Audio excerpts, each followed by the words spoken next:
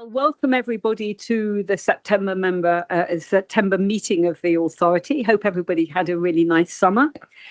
And welcome to all who've joined online. We've got quite a few observers today, so I hope you can hear and see us okay. Apologies from Tim.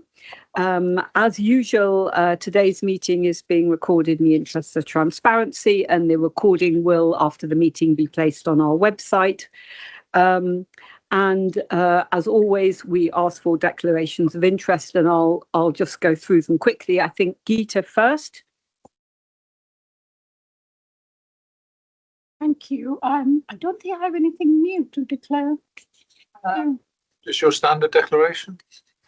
I don't have any. You don't No, because you don't now, do you? Oh my goodness! Right, you know that. The last one, Julia. Yeah. We obviously haven't all caught up with that. Steve. Thank you. Steve Troop, I'm a clinical embryologist and I provide consultancy advice to the fertility sector. Anya. Freelance work in the fertility sector. And Alex. Also non-executive director at the Care Quality Commission. And I think that's everybody. Yeah, that should be everybody. Excellent. So the first thing we need to do, as always, is to approve the minutes of the last meeting, which the authority will have seen. Anybody have any comments other than those you might have already given us? Okay, well, I'd be happy to approve the minutes then. Everyone happy? Good. There were a few matters arising, but they're all either completed or being dealt with in this meeting, so I won't go through them further. Okay. Next thing is the Chair and Chief Executive's report. Just to go through what Peter and I have been up to, probably slightly less, a little bit less of particular events because it was over the summer. But last July, we had the second of our twice yearly staff events, which I went to and Peter was very much involved in running. And I think it felt to me like a very good day. And some of the feedback I got was really positive, and the staff, many of the staff turned up. It was a very full house. So I think it's a good indication of sort of staff engagement, and it was a really good day. We also had the remuneration committee, which meets a couple of times a year, and that was in July. Also in July, Peter and I meet, and I've said this before. We every so often we go to a meeting of ALB, arm's length body chairs and chief executives, together with senior members of the Department of Health and Social Care. And this particular meeting was to meet our new permanent secretary. She was very impressive. She was full of sort of enthusiasm and positivity. And there are series of meetings during the year to look at how ALBs can work better and more efficiently together where appropriate. So we'll just keep you posted, but that was a good meeting. And finally, which I'm delighted about, is that Tim Child and Alex Kappitz and I did the final round of interviews for the new members of SCAC. We were looking for one or possibly two new members who had an expertise and interested in andrology and or urology, and also somebody who really had an interest in or expertise in AI and data science and so on. We had quite a few interviews. We went out, I think we did 2 rounds of going to really trying to find the best people. And we have, as you know, but I can formally say, appointed, Professor Asif Munir and Dr. Sarah Martins de Silva, many of you know, to fill the two areas for andrology. But most recently, which you may not know, is we appointed Professor Laura Shallcross, who is Professor of Public Health and Translational Data Science at UCL. To the sort of data AI role. I'm delighted that Laura's accepted, and I think she'll be a very good addition to SCAC. That was about all from me. Peter. Not much to add, Julia. Thank you, particularly on the meetings you've already mentioned. What I do detect, I would say, about these senior leadership meetings organised by the department is coming on the back of the 10-year health plan. I think that has given a renewed focus to the delivery of that plan, not just by the department itself, but by the department and its wider arm's length bodies and obviously the NHS proper. So as Julia says, as that work starts to take shape and they're sort of identifying some kind of work streams on this, I'll report back anything that's particularly relevant. On the remuneration committee, just to say that the main agenda there was the staff pay award. As I think members know, we don't get to set our own pay. We have to live within the wider civil service pay remit set by Treasury. I'm delighted that Remcom approved the proposal, but it goes to the department and we've yet to hear back. I've got no sense at all that in any way they will push back against the proposed award, but it is slightly frustrating at the moment, and I've kept staff in the loop because they understandably want to know what their pay settlement will be. The important point here, which I've made to staff, is even if the announcement is delayed, they don't lose out because it is backdated. So, they will just get a bigger backdated sum in their pay packet when we finally get approval to spend, and I'll let you know once we have that. One other point just is, in fact, this very morning, Francis, Dina and myself met a delegation from the French Parliamentary Office for Scientific and Technological Assessment. They're doing a piece of work for the French Parliament on French bioethics law more generally. They're in the UK for a couple of days. They've also been to Spain. I think they're going to Belgium. So obviously what they're trying to find out here is how the UK system works and all of that. And if they come up with any interesting proposals for the French Parliament, I'll obviously let you know. But it's part of we have external visits from people from different parts of the world fairly regularly, given the if you like, the grounds, because this is the first country in the world with a statutory regime, people are clearly interested not in just in the regime itself, how it's developing over time, and of course any ideas we've got about how it ought to change in future to cope with further developments. But I'll keep you in touch with that as we hear back from the French delegation. That's all I wanted to say at this stage, but obviously happy to take any questions on any of that if anybody's got any questions. Any questions? Okay, so let's move on to the committee chair's report. After the last meeting, we've had only SAC and Licence Committee meeting. So firstly, let's go to SAC. Francis, do you want to give us a rundown? Thank you. Yes, SAC continues to work hard with what seems to be like a steadily increasing number of applications for licenses for pre-implantation genetic testing. And I think that probably in part reflects the fact that more and more children with very rare undiagnosed conditions, previously undiagnosed conditions, are now being given a diagnosis as a consequence of either whole exome sequencing or whole genome sequencing, and their parents are then coming forward to request help in order to try and avoid the birth of a second affected child. And it seems to me that the conditions we're being asked to review are generally getting more and more rare, but I'm sure the committee continues to provide a very useful service, and despite the increasing workload, is in general turning these applications round in good time. There's one other piece of work that I would just like to mention. Every few years, about every 5 or 6 years, the committee reviews all the pre-existing licenses and basically asks the question, have treatment options changed so much that it might no longer be appropriate for this condition to be licensed for PGT? There are over 1,900 conditions licensed now, and every single one of those is going to be reviewed. So that is quite a big piece of work. And what we've been doing so far is dividing them up into different groups so that we can send a chunk of conditions that affect the kidneys, for example, to somebody who is a kidney expert, and a chunk that affects the brain to a neurology expert, and so on. So that project is going to take us several months to get through.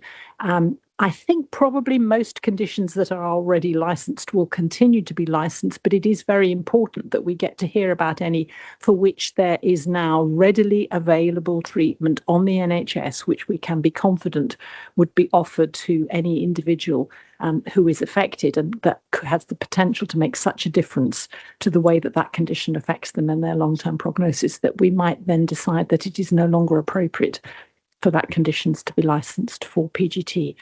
So that is a separate piece of work that we're just in the process of embarking on. Thank you.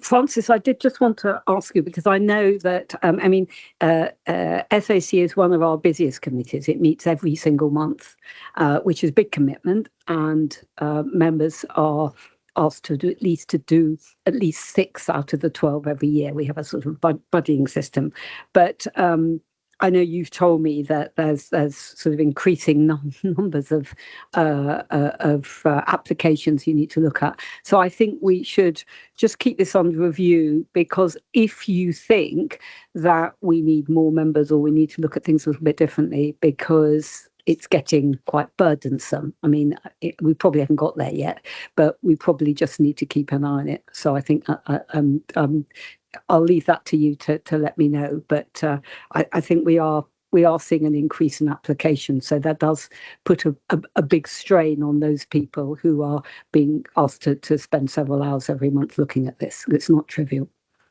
So there is we can relook at it. Just let me know. Graham, would you talk about the Licence Committee, please?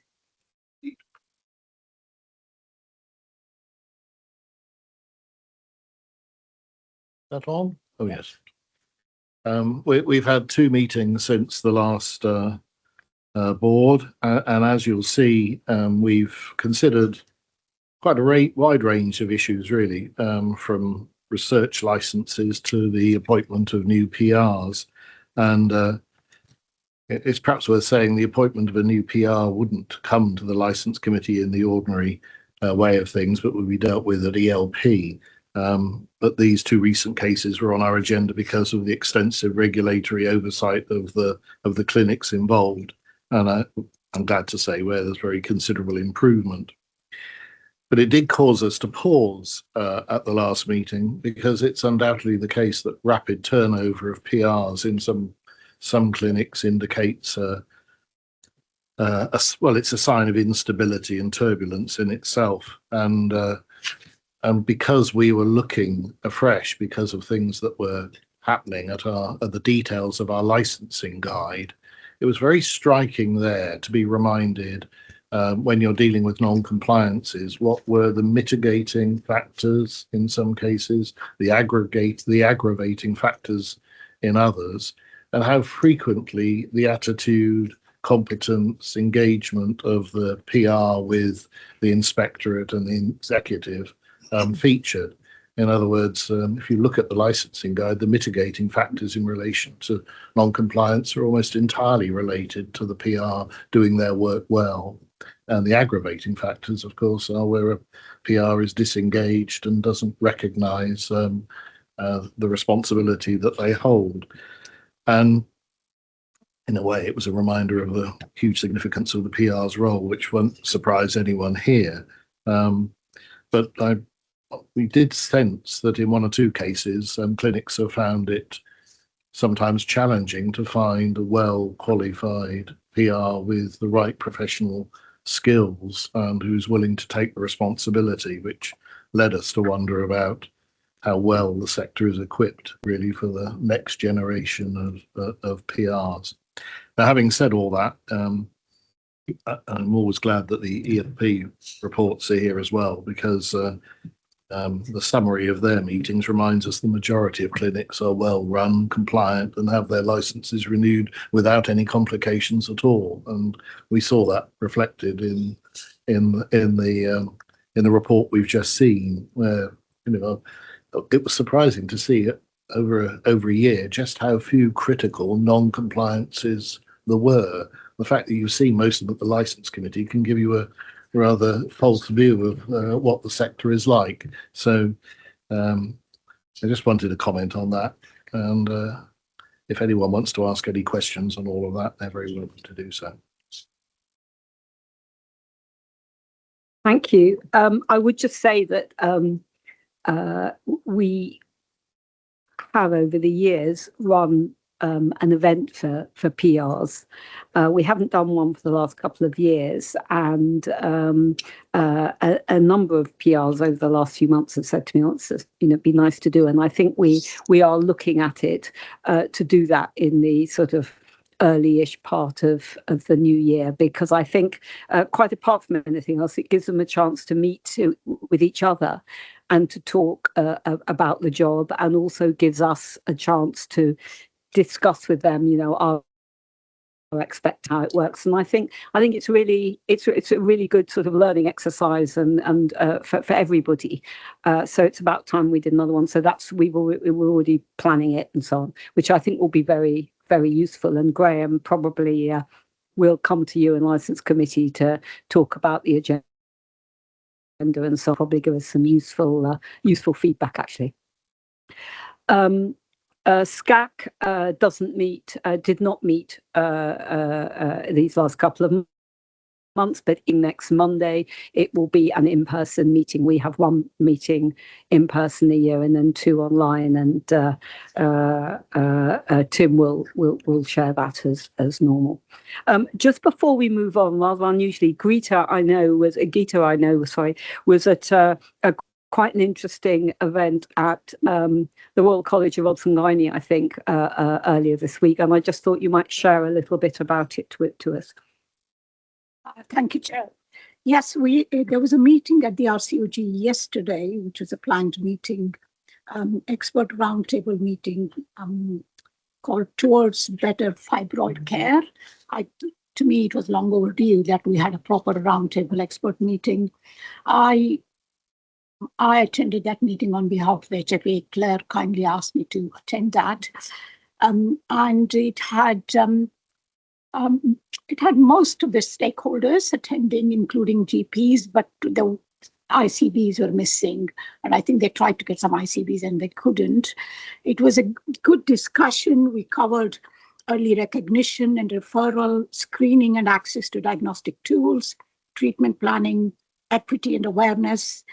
This was with a view to achieving a clinical consensus.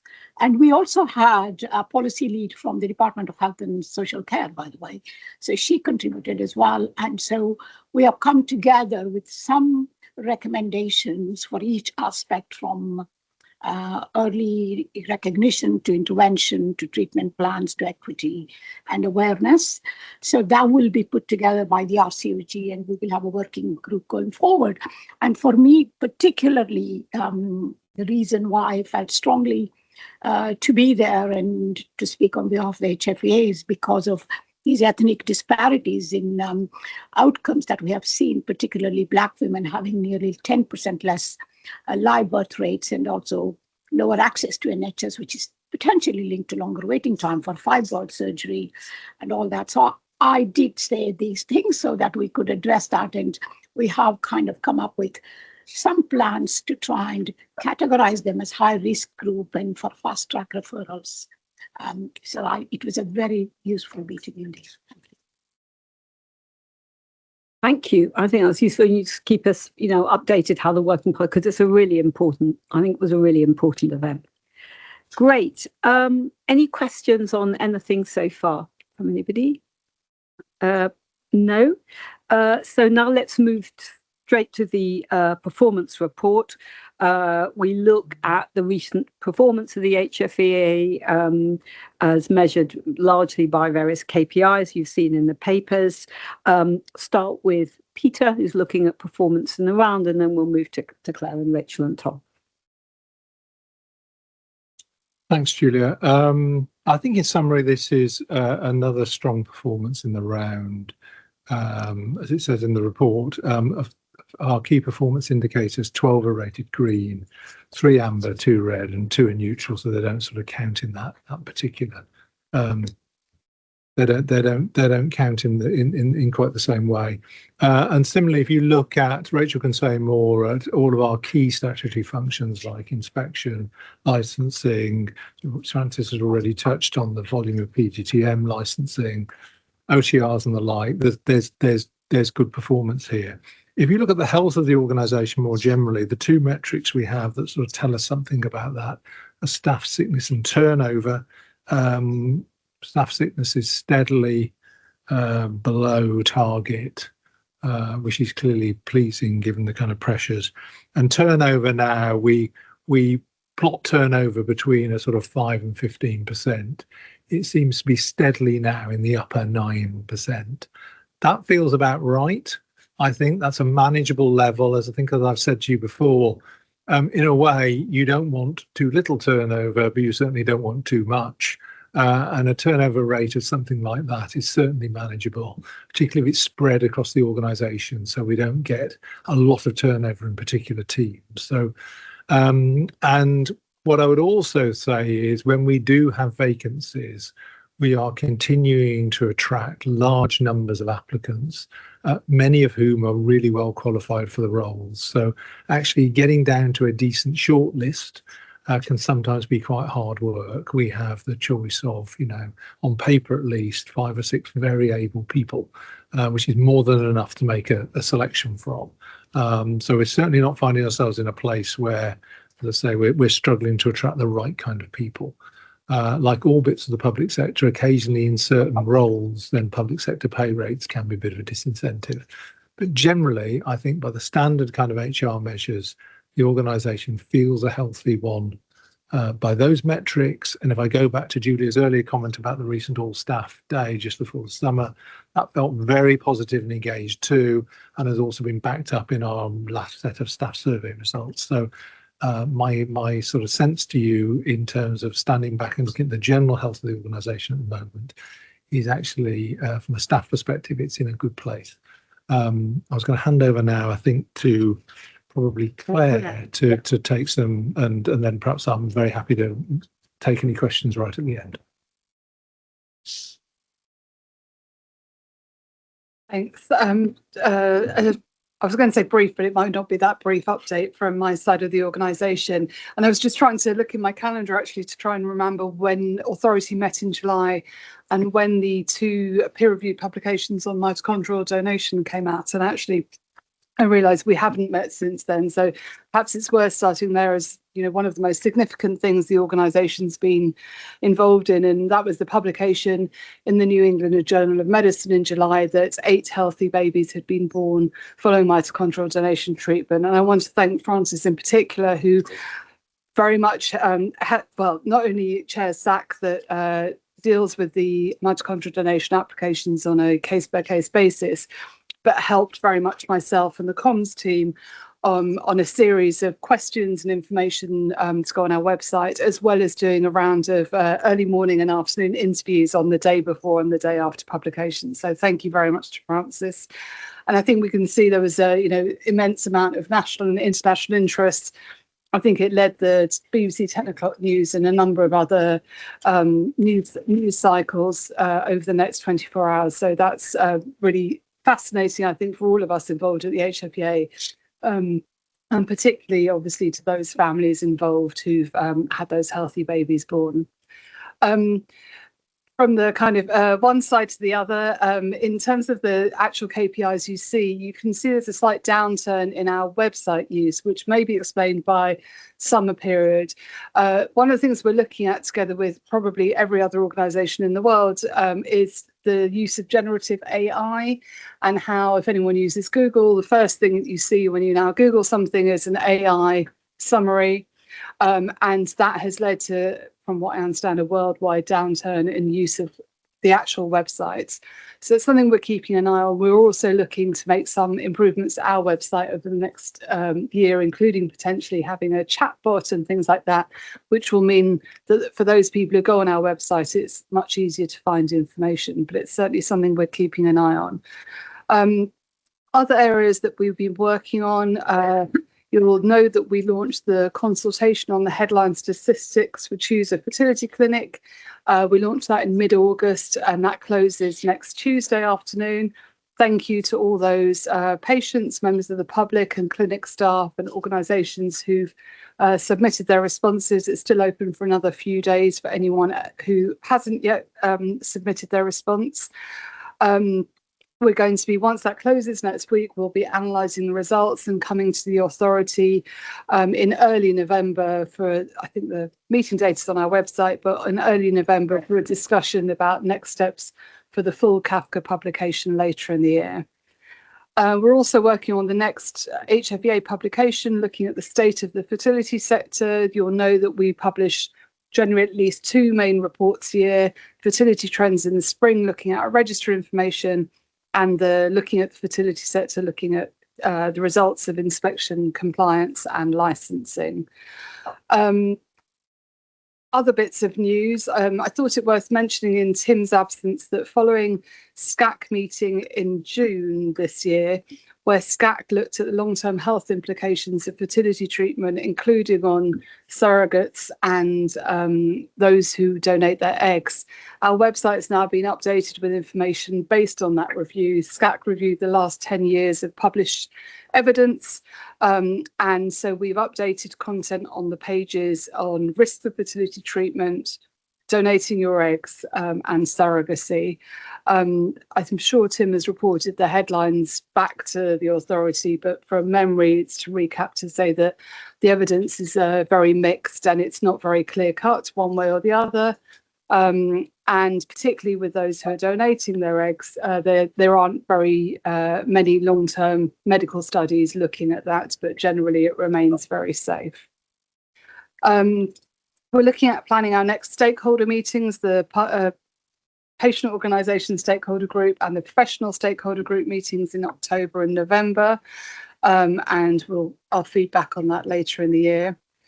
And lastly, I think for me, I wanted to mention something which is, I don't want to downplay the importance of this, but it's related to EU regulations. And for those of us who saw through the consequences of Brexit through the authority, will remember that as a result of Brexit, we are no longer part of the European Union, but changes that affect that are made at EU level still affect our licensed clinics in Northern Ireland. So the EU regulations on substance of human origin are being updated, and we've got a piece of work to look at how we implement those changes. As a reminder, there are 3 licensed clinics in Northern Ireland, so we will need to implement the necessary changes to those. And the regulations were likely to set new requirements that may have an effect on, for example, technical standards for processing gametes and embryos, import and export, and authorised processes in Northern Ireland. I'm telling you this now because at some point between now and August 2027, we're going to come to you with much more information, including updating the standard licence conditions, potentially the code of practice and other guidance. So when I bring that longer paper for you for decision, you can say, that's what it is that she was talking about. So, but I wanted to give you the heads up because this is likely to get ahead of steam over the next few, next really months and years ahead. So, sorry, there was one last thing I wanted to mention, which was that there was a story on Channel 4 News a couple of weeks ago about donor information. And just to remind members and everyone listening that the information we provide to clinics is based on the information we give to us. We have looked into the cases brought up by Channel 4 and we're confident with the information we provided was accurate at the time of receipt. And we are reminding clinics about the importance of sending us accurate information so that we can ensure that anyone who applies to our register information is passed that on. Any questions specifically for Claire at this stage? Let's go back. No? Okay. Next, or Rachel, Rachel, maybe then the other way around there. Thank you. Just to pick up on a couple of things from the performance report. So the OTR team, I think it's worthy to note and congratulate the team that they've managed to halve the waiting list. So every year in September 24, it was 1,118. We're now at 541. I think we've had a slightly slower application rates going out during the summer months due to annual leave and for other work the team have been doing as well. But I think what's important to note is that the waiting list is continuing to decrease and we are constantly sending out more completed applications per month than that we are receiving. So I think the work that we did with the integration of dynamics and streamlining the process, we are certainly beginning to, and investing in staff, of course, starting to see benefit from that. Moving on to inspections, we have an incredibly busy schedule up until March 26, slightly more than inspections that we did last year. And just to note that although we don't meet our KPIs all the time, where inspection reports to PRs, that is generally due to complexities of inspection reports and dialogue backwards and forth with a PR where we may need to get more information or clarify things in the report and discuss issues with the PR. And I don't see that as a negative thing. I see that as a positive so that we can get the right inspection reports to committee. The most important thing to note, of course, is that we don't get the delays in any licence that are issued, which is why we obviously start the inspection process way before the license expires. So I'm not overly concerned about that slight dip in the KPI for that. Finally, just to mention that we have been involved in the BFS Study Week this week. We organise a joint day with the BFS around challenges for fertility services. Though it's a very busy day, full day from 9 till 5 with lots of talks packed in. One of the talks was delivered by Annabelle, our regulatory policy manager, who spoke about consent. There was also talks about how to integrate counselling effectively into a service where counselling is delivered remotely now, how to support patients best through in the clinic, surviving a cost of living crisis, or reducing costs in a clinic without reducing quality. And there was a very good interactive session about becoming an effective leader. So we felt the day went very well. We also had representation from the HFEA at the Creating Modern Families Study Day, where Dania, our donor information manager, spoke about the OTR service and sat on a panel of questions and answers, which went very well. Francis, just for the record, I gave a couple of talks at the BFS on Monday as well, and one of them was explaining how the HFEA regulates PGT.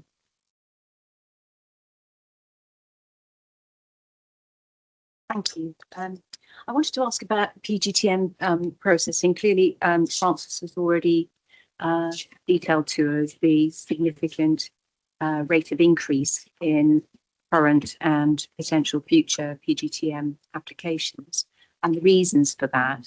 And I wanted to ask what contingency we have in operational terms for addressing within the executive that likely increase in demand, separate from the question of resourcing within the committee. We have just had some turnover, or about to have turnover in the team of the scientific application manager. This was a new post we put in place a couple of years ago. Up until then, it was just purely the inspectors that had to do the PGM applications alongside their role, everyday role.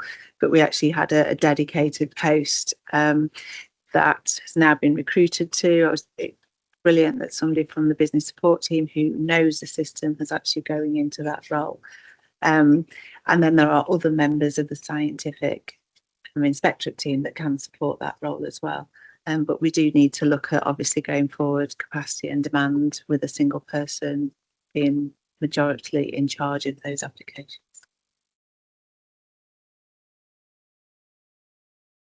Just to reassure you, Catherine and Francis, Caroline, our new head of licensing, who's not here today, has already started looking at the trends and what could be spotted. She's working closely with the scientific officer if there's a clinic where someone is applying for an application and they are at risk of kind of age-related about to, miss an opportunity for NHS funding, that they can prioritise those based on the information the clinic provides.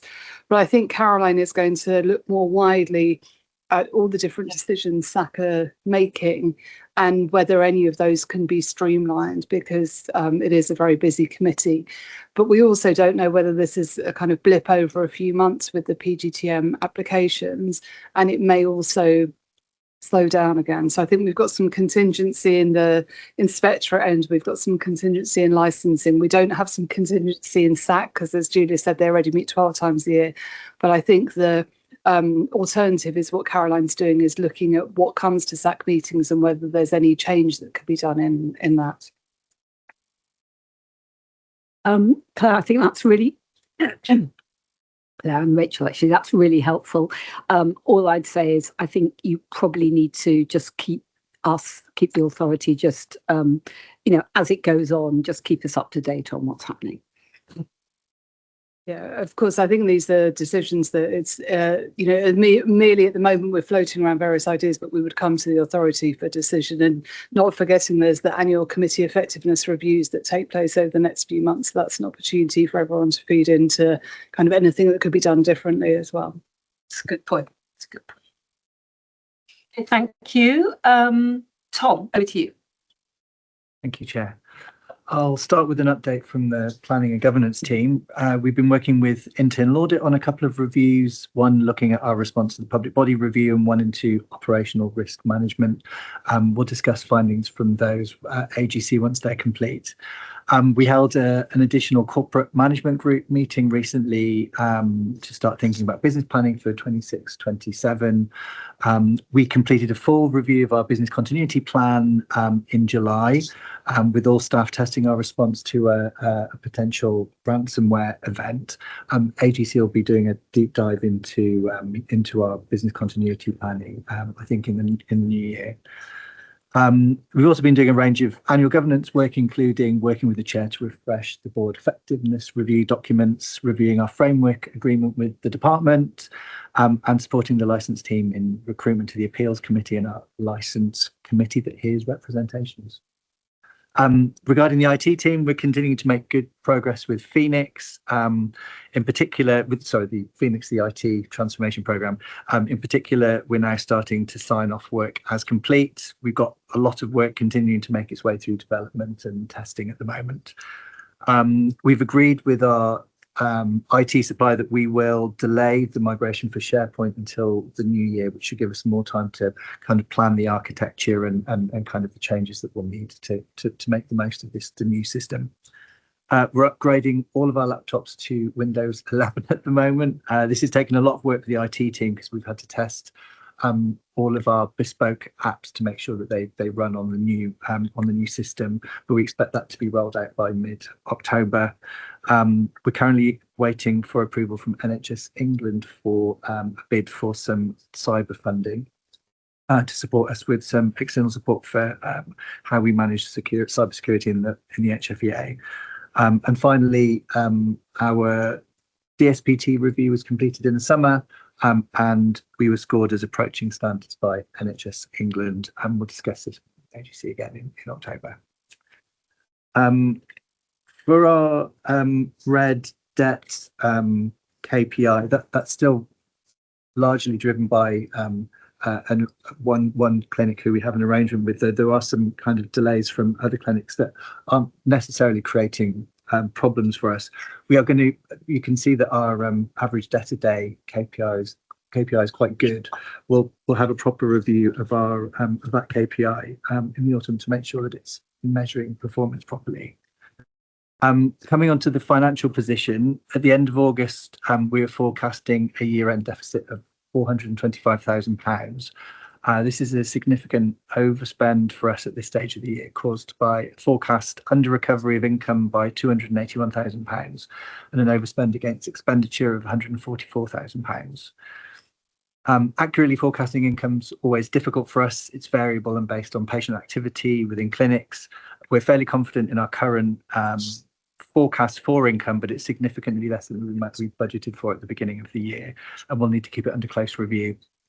Our overspend on expenditure is largely driven by staff costs. It's a particularly busy year for us this year, with a higher than average number of inspections, and we also have our IT transformation program that requires a lot of engagement with staff. We've also needed to take on some cover for maternity leave because of the busyness this year. It's very difficult for us to manage gaps. IT costs have also increased, driven mainly by increased expenditure on Microsoft licenses linked to our transformation program. We also have a higher volume of legal cases that we're managing this year as well, and this is an area where we're not sure if these costs will remain steady or if potentially they will increase.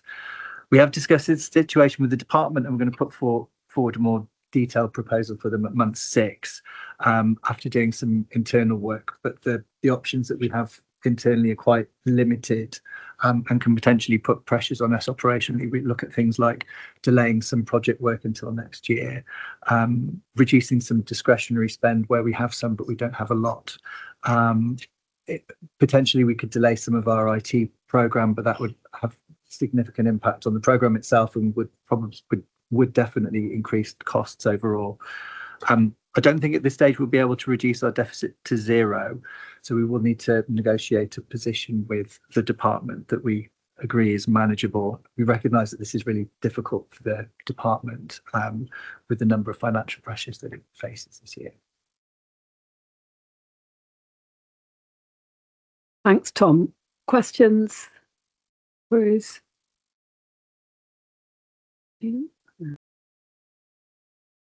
I think it's always a bit problematic because our options are really quite limited in what we can do.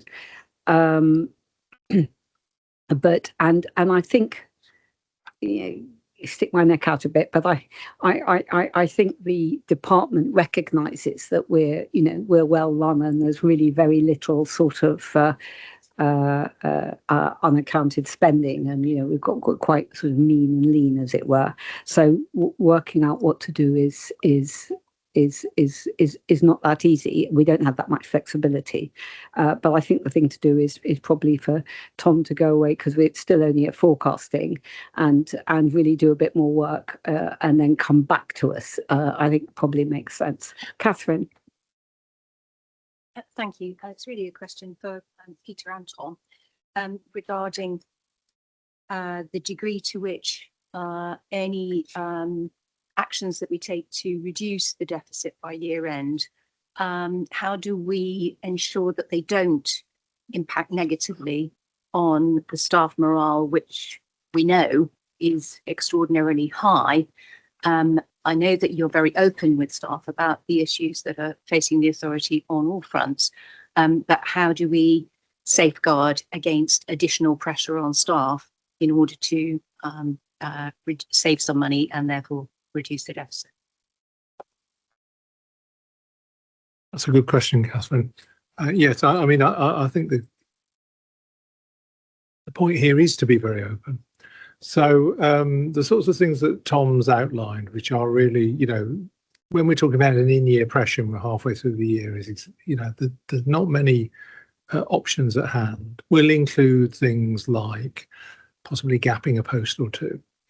And it's easy to say that, but what that means is a member of staff leaves and the team that's still left, and sometimes in a small organisation like this, it can mean one person, effectively picks up additional responsibilities until the new person is in post. That obviously, at worst might mean they might go off sick, which only makes the problem worse. Or they just might be feeling particularly under pressure and so impact on morale, as you suggested, Catherine. I think what we've got to do here is two things. One of which is about being open and upfront.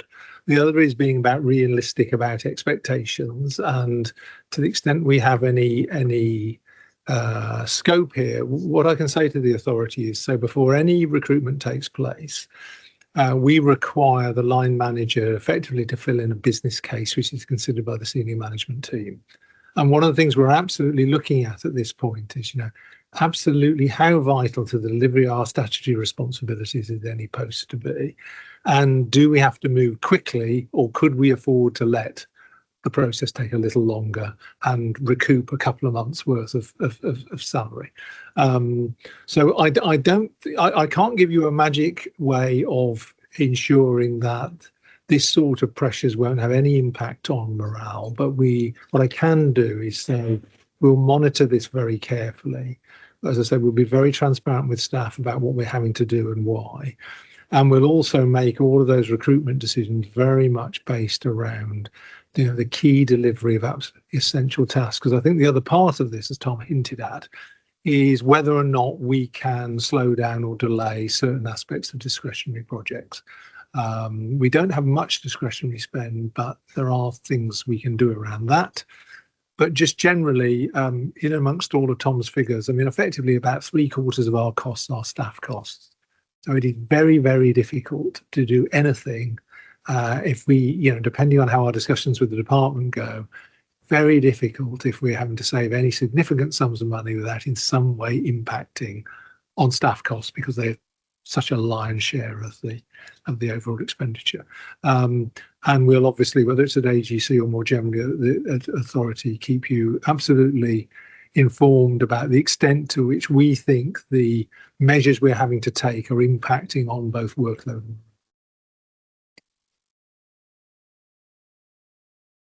Any other comments? Okay.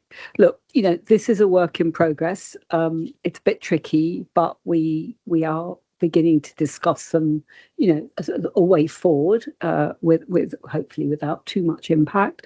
And I think also it is just a forecast at this moment. So I think, Tom, we'll leave it with you to go away and work some magic, to do some extra work anyway on it, and come back to us towards the year end, I guess, with some sort of with an update. I probably that's the best way forward. Yeah, does that work for you?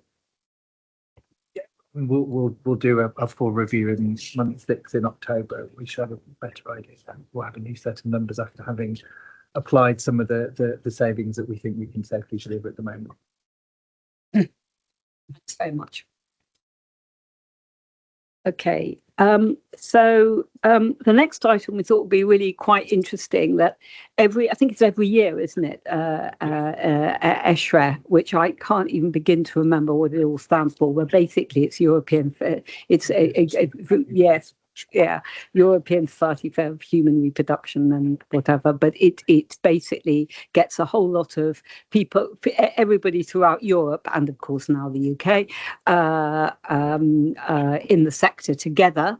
This time I think in Paris, which sounded very nice, and there are a number of authority members there who can give us maybe their views at some point.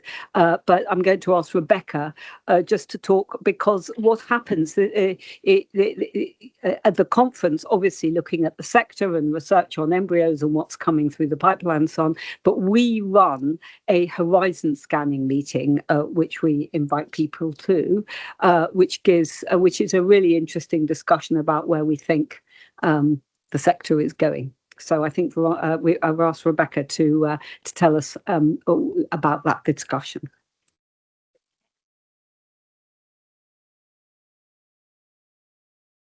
So just a bit of a recap here on why we undertake horizon scanning. So the horizon scanning function was set up in 2004 to identify developments in research and technology that could have an impact on fertility treatments or embryo research.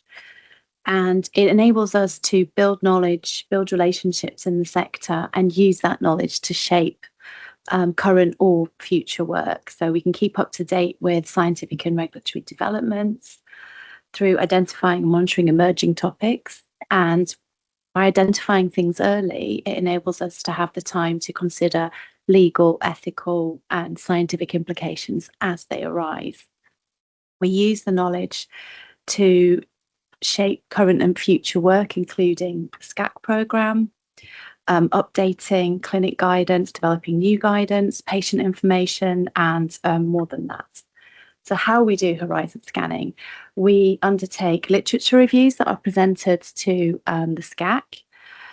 We consult experts. So, for example, at the June SCAC meeting, a professor from UCL presented on health outcomes for surrogates.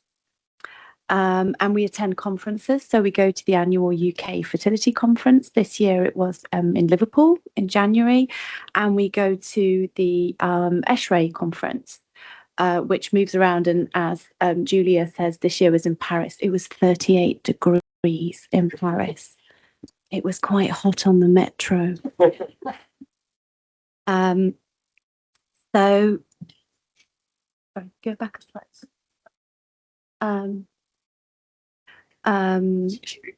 So yeah, thank you. So as well as the conference and we have the annual horizon scanning meeting at the conference, there's always the opportunity at every SCAC meeting for members to raise topics or papers that they consider important. That's a standing item. Next slide, please. So it's the 41st HFEA meeting. It's the European Society of Human Reproduction and Embryology. And although it's a European meeting, it's actually very international. I think it's the biggest fertility conference in the world. Is that correct? Gita's nodding. Oh, she's got a question. I don't. Well, ASRM used to be.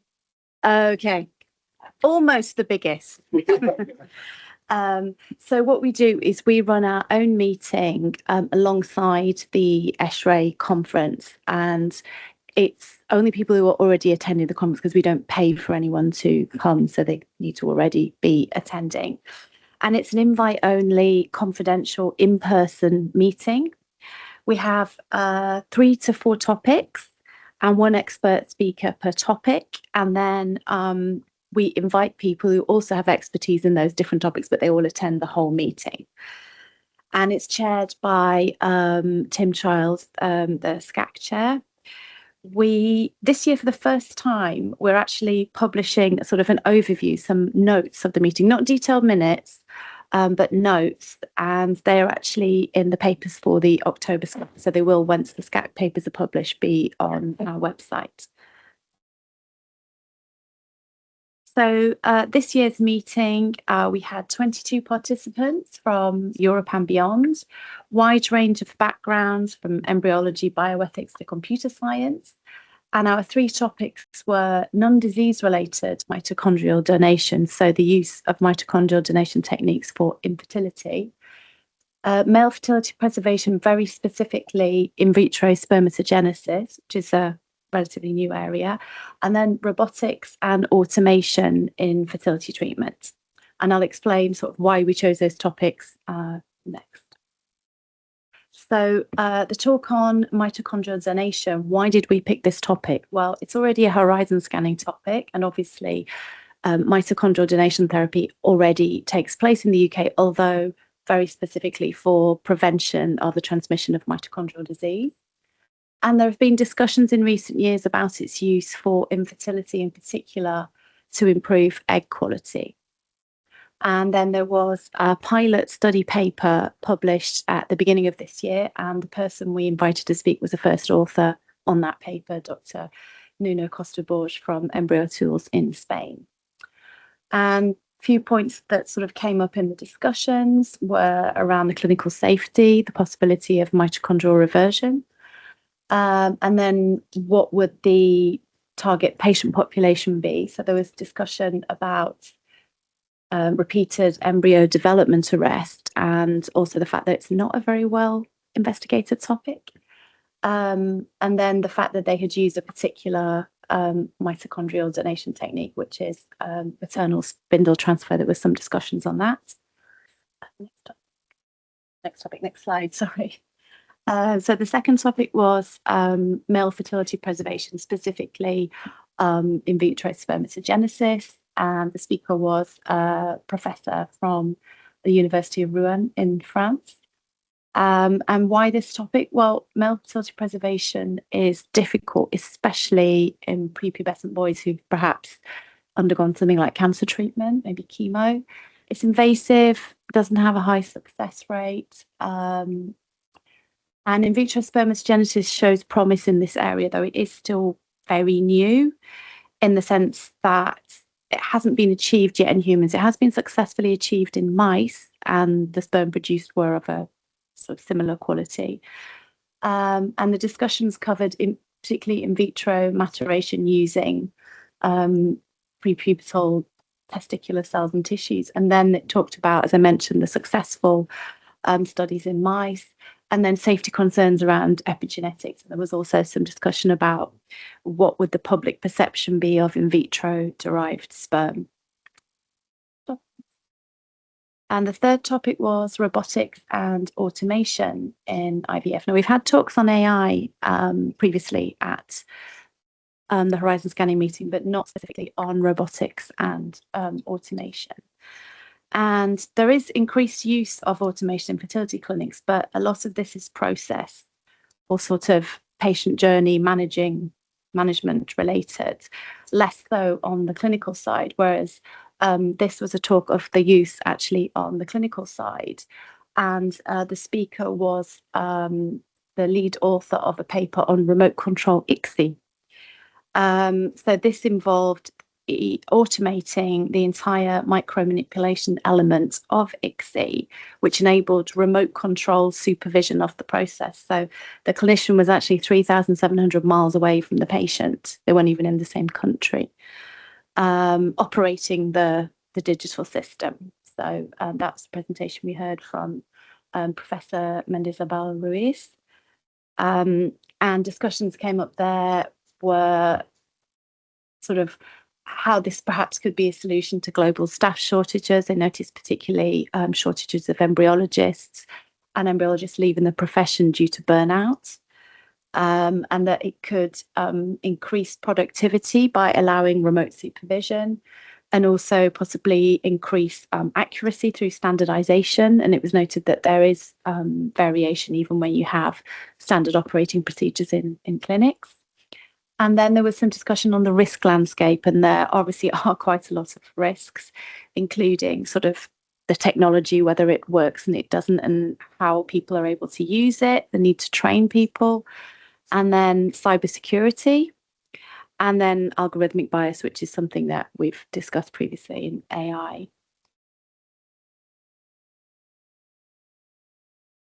Next slide, please. So this, sorry, previous one. So this is just a quick overview of the topic prioritization for Horizon Scanning, just a bit of a reminder. There's quite a lot of topics, and many of them originally started in the Horizon Scanning meeting and then made their way into our Horizon Scanning process.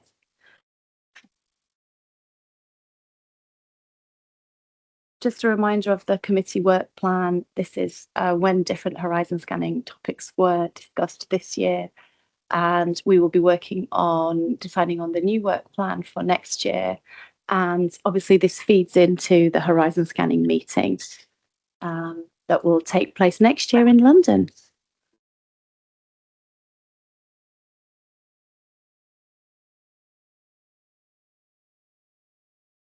Thanks, Rebecca. Just before we go to questions, I thought it might be nice to hear from a couple of authority members who were there, and maybe Steve to start with, maybe Guy. Thank you, Juliet. Yes, I had the pleasure of going to this meeting, and it was a pleasure to sit in an air-conditioned room for 2 hours. It was really rather warm. I've made a few notes here. I thought it was an excellent meeting, an excellent forum for sharing information from a group of international experts from varying disciplines. So we got very much a sort of a world feel for the things that were discussed. It was extremely well chaired by Tim. because it did at one point get slightly out of hand, and he was able to bring it back. And he was able to give everybody the opportunity to contribute and to keep things on track. It was very well supported, it struck me. So people were keen to be there. There wasn't a spare seat in the room. So I think that indicates that this is a well worthwhile exercise. Thank you, Rebecca, for summarising the meeting so well. There were some interesting points raised in addition to what Rebecca's mentioned. For example, in relation to in vitro spermatogenesis, there was a discussion around whose motives would that satisfy. Is it actually the young lad whose tissue is being frozen, or is it the parents who want to be grandparents? So there was some interesting, almost philosophical points discussed. The issue of safety was raised on a number of occasions in relation to all three of the subjects that were discussed, which I thought was extremely relevant. And also, there was a discussion around the requirements for guidelines. For example, around the robotic systems that are being developed. Who should be able to operate these systems and at what level? And there was general agreement, I think, that people require some guidance on this rather than just getting on with it on their own. It struck me that the three topics that were picked were at different points along the developmental timescale, with mitochondrial donation already being done in around the world, though not a huge number of cases, but it's already been done with kids being born. And robotics and automation is already here. There are systems, there's a publication already about the first robotic ICSI child that's been born.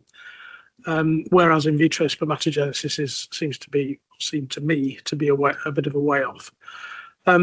So it struck me, I think, finally, that the HFEA is well placed to deal with what's around the corner through its horizon scanning function and through the work of SCAC. And we should be able to respond quickly, which is essential, because I think that some of these things are actually already here, or they're just around the corner rather than on the horizon. So I sense there will be some pressure on us to think about regulation and guidance around some of the topics that were discussed. But thank you. Thanks, Steve. That was great. So questions. I know Catherine had something. Oh, sorry. Yeah, thank you. Great presentation report. And personally, I think that this horizon scanning work that we do is of absolutely vital importance. Long may it continue. I was very reassured that under robotics and automation, there was significant discussion around some of the risks associated with both. And I wondered whether that discussion on risks touched on potential impact on patient trust and confidence at a time we know is of significant vulnerability for an awful lot of patients. So that's one question. And then my other request was just for an addition to the wider watching brief. I attended a really fascinating lecture recently on circadian neuroscience. And there's certainly a lot in the literature about the impact of circadian rhythm on fertility, and fertility for, in particular, a subset of the population, notably those who frequently undertake night shift working. But there also seems to be an emerging strand of research into the impact of circadian rhythm on the timing of treatments. So there's some extraordinary early research about differential impacts of vaccinations according to time of day at which they're administered. Also chemotherapy according to the time of day at which it's administered. I wondered whether anyone within the fertility sector is also looking at the question of time of day of implantation in particular, and whether it has an impact on outcome. So in relation to the first question, yes, there were points raised about the need for patient confidence and patients to be reassured that there was always it wasn't a machine making a decision, there was always clinician involved. So yeah, there was some discussion, not detailed discussion, but there was some discussion on that. It was recognised.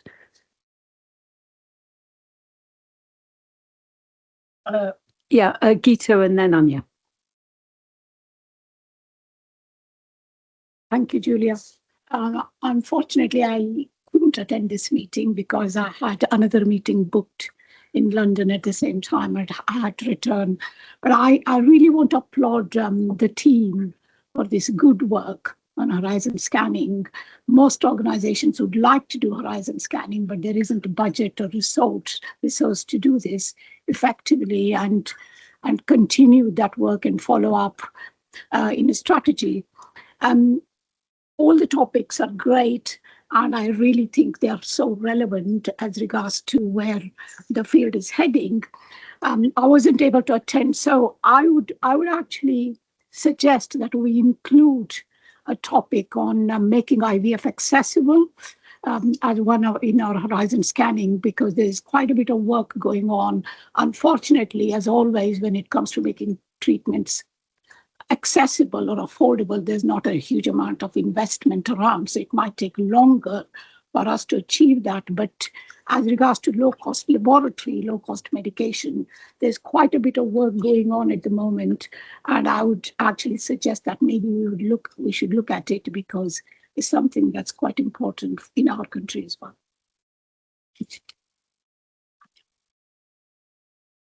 Yeah, thank you. I'm very jealous that I wasn't there, and I will be there in London, hopefully.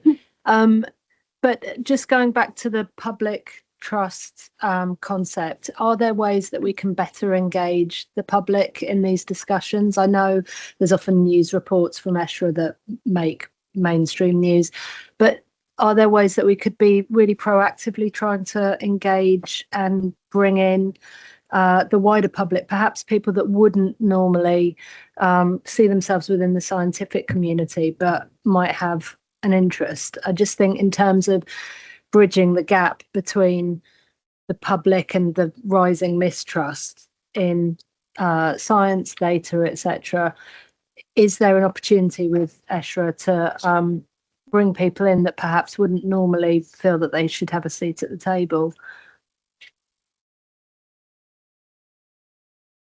I can come in on that if you want, Rebecca. I think as we move from the kind of horizon scanning into regulatory side, that's for us the sort of trigger, if you like, of bringing in public, whether it's through our patient organisation stakeholder group or through our patient engagement forum, where we have new information on our website we get feedback from. I think we need to be kind of cautious that, and not being a scientist, this is a scientific meeting, and I've just looking at the abstracts for this meeting in July, they are very detailed and technical, and I know that there is a big move for lots of our patient organisation stakeholder groups to attend ESHRA now and to engage in that, which is a great thing to publicise it. But at the same time, I think we have to be really cautious, because some of the press coverage and some of the press releases come out are based on very small studies.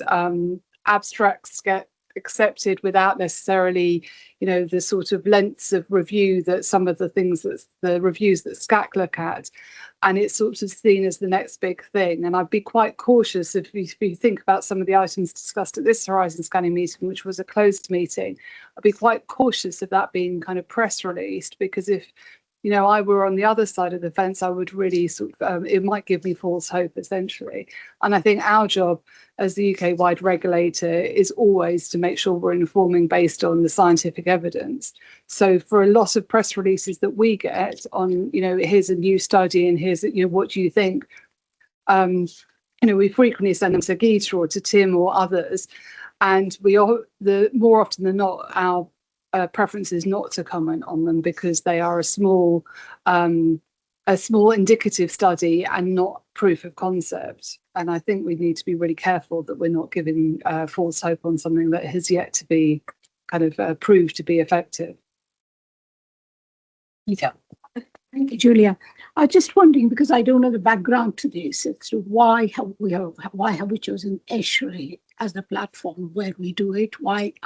And secondly, in order to address Anya's question, since the next HFEA is in London, could we not just do it here so that we can do what we like rather and not worry about the press and everything else that goes with it? I should say, I don't think we're concerned about the press, but it's not necessarily the reason. We're talking about idea stage, I guess, at this point. Sorry, I'm not. Yeah, the reason it's that HFEA predates me, so I have to confess, I don't. The only thing I consume is that I assume is because it is a large international meeting, and we tend to. The experts we tend to want to invite tend to be there anyway, but I presume, I don't know if there's another historic reason. We are thinking, budgets permitting, what we can do in London next year.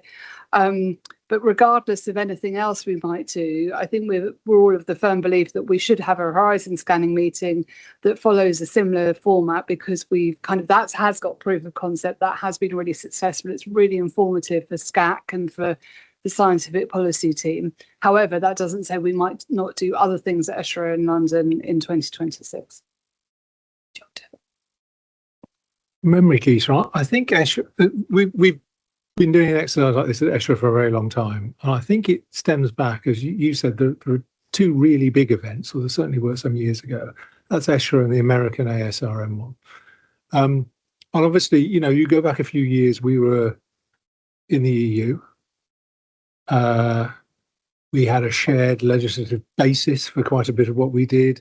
For a whole series of practical reasons, it's the continent of which we're a part of, and that shared legal background and all the rest of it meant that it was, if you like, the obvious of these big international gatherings in which to do this sort of exercise. It would just be very expensive going beyond that. Equally, I don't think we want to be complacent and always assume that this is only the sort of this or ASRM are the only sort of international vehicles where really interesting work is not being produced. And I think, picking up on Claire's point, it's just that the conference itself has got very good at generating press interest. That's not a problem in and of itself, but as you know, I mean, a lot of the some very, very impressive work presented. But as in all of these events, a lot of it is very early stage and very provisional. And I think it goes to Claire's comment, is there is a kind of danger with a lot of this, that you get a sort of, quite intense public discussion about something that is still on quite shaky foundations, and you're kind of managing people's expectations. They can turn up at their local fertility clinic and get access to something that's barely out of the lab. So I think there is there's a concern there about, we want at one at the same time to be absolutely, understanding these treatments as and when, research as and when it's being discussed. But equally, and this is a big part of SCAC's job, is being the slightly sceptical view about what's the distinction between a bright idea in the lab and a real everyday treatment that's coming. And I think that's the tension we're managing. Yeah, just in response to the question about circadian rhythms, it's not something we have that's come up, but we can certainly take a look and see if there's research in that area. I just say it's been known for a long time that circadian rhythms affect most of the physiology of the body. So certainly it's been known for a long time it affects fertility. Okay, so it's not a new topic.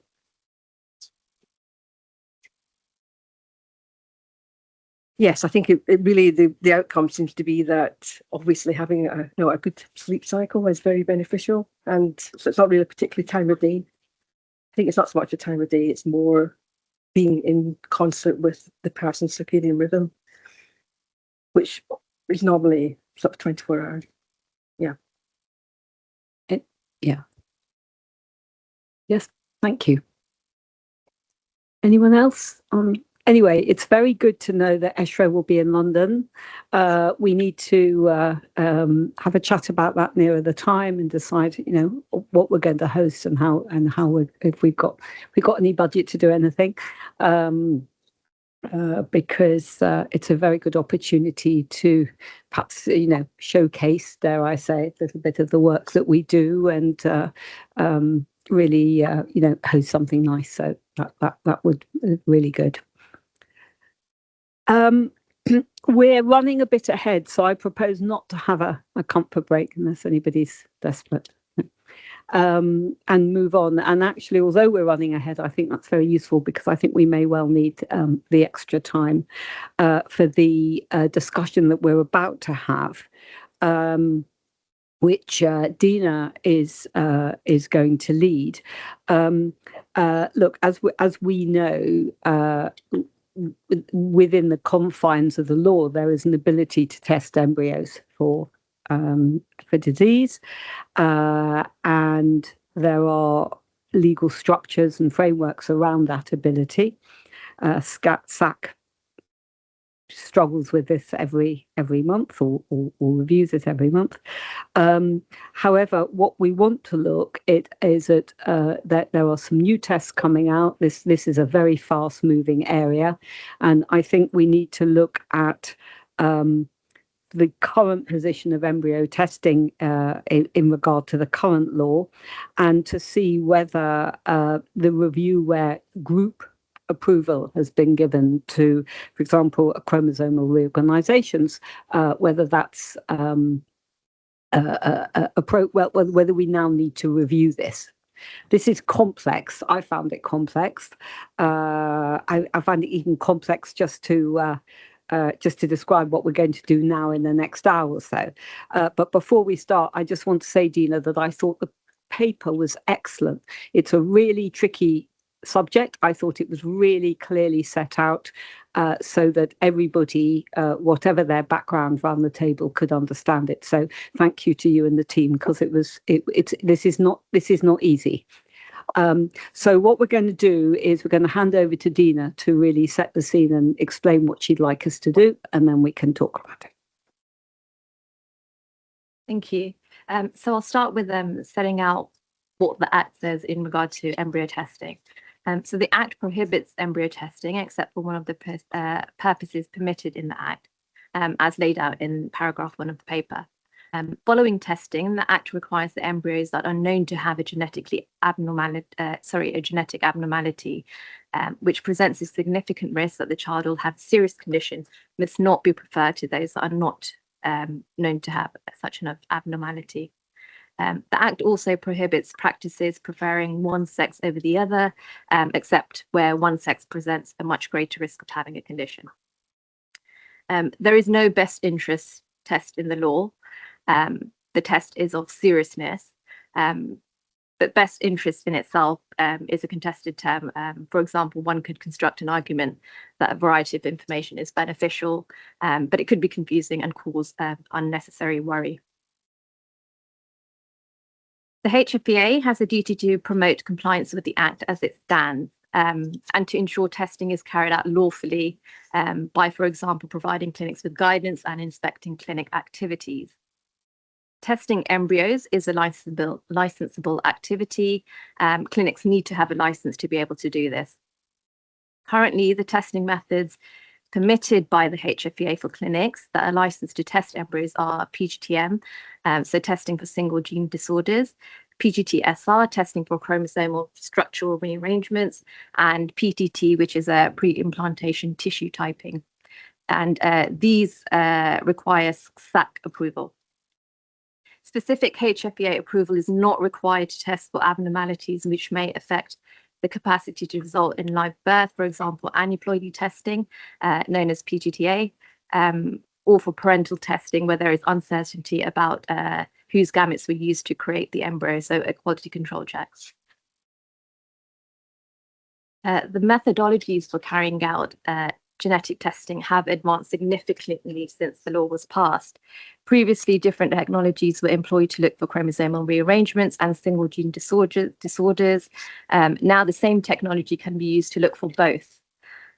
Technology like whole genome sequencing now reveals the embryo's full genetic information. And these developments raise the question of what, if any, additional information can be obtained from what might be termed opportunistic testing or screening. In other words, although the reason for testing may be lawful, there is a question about whether the receipt of some of this additional information generated from the test is legally permitted. For those advances that are in the best interest of the patient and are supported by robust evidence, the law could now be seen as restrictive and preventing potentially relevant tests from being undertaken. In the last few months, we have become aware from queries from licensed clinics and discussions with authority members, and also having spoken to commercial companies that offer genetic testing, that practice in the sector is changing, with sophisticated testing now routinely generating data which goes beyond the simple binary results for which testing was originally sought. There is a varied understanding within the sector of the purposes for which embryo testing is permitted. These seems to be exacerbated by the use of terminology focusing on specific tests. So we often refer to kind of PGTA, PGTM, PGTSR, rather than focusing on the purpose of the testing. And there is variations in what information is garnered and reported back to clinics.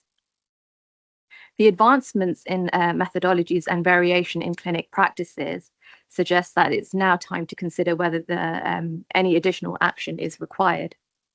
This mismatch between what is lawful in the UK and the advances in the information that can be derived from particular tests does mean that where those advances might be considered to be in the best interest of the patient and are supported by the evidence, the law can now be seen to be restricted. However, as I mentioned earlier, there is no best interest test in the law. The paper considers the advantages and disadvantages of receiving the additional information from opportunistic screening. We don't envisage that the authority today will discuss the individual tests that have been laid out in the table in the paper.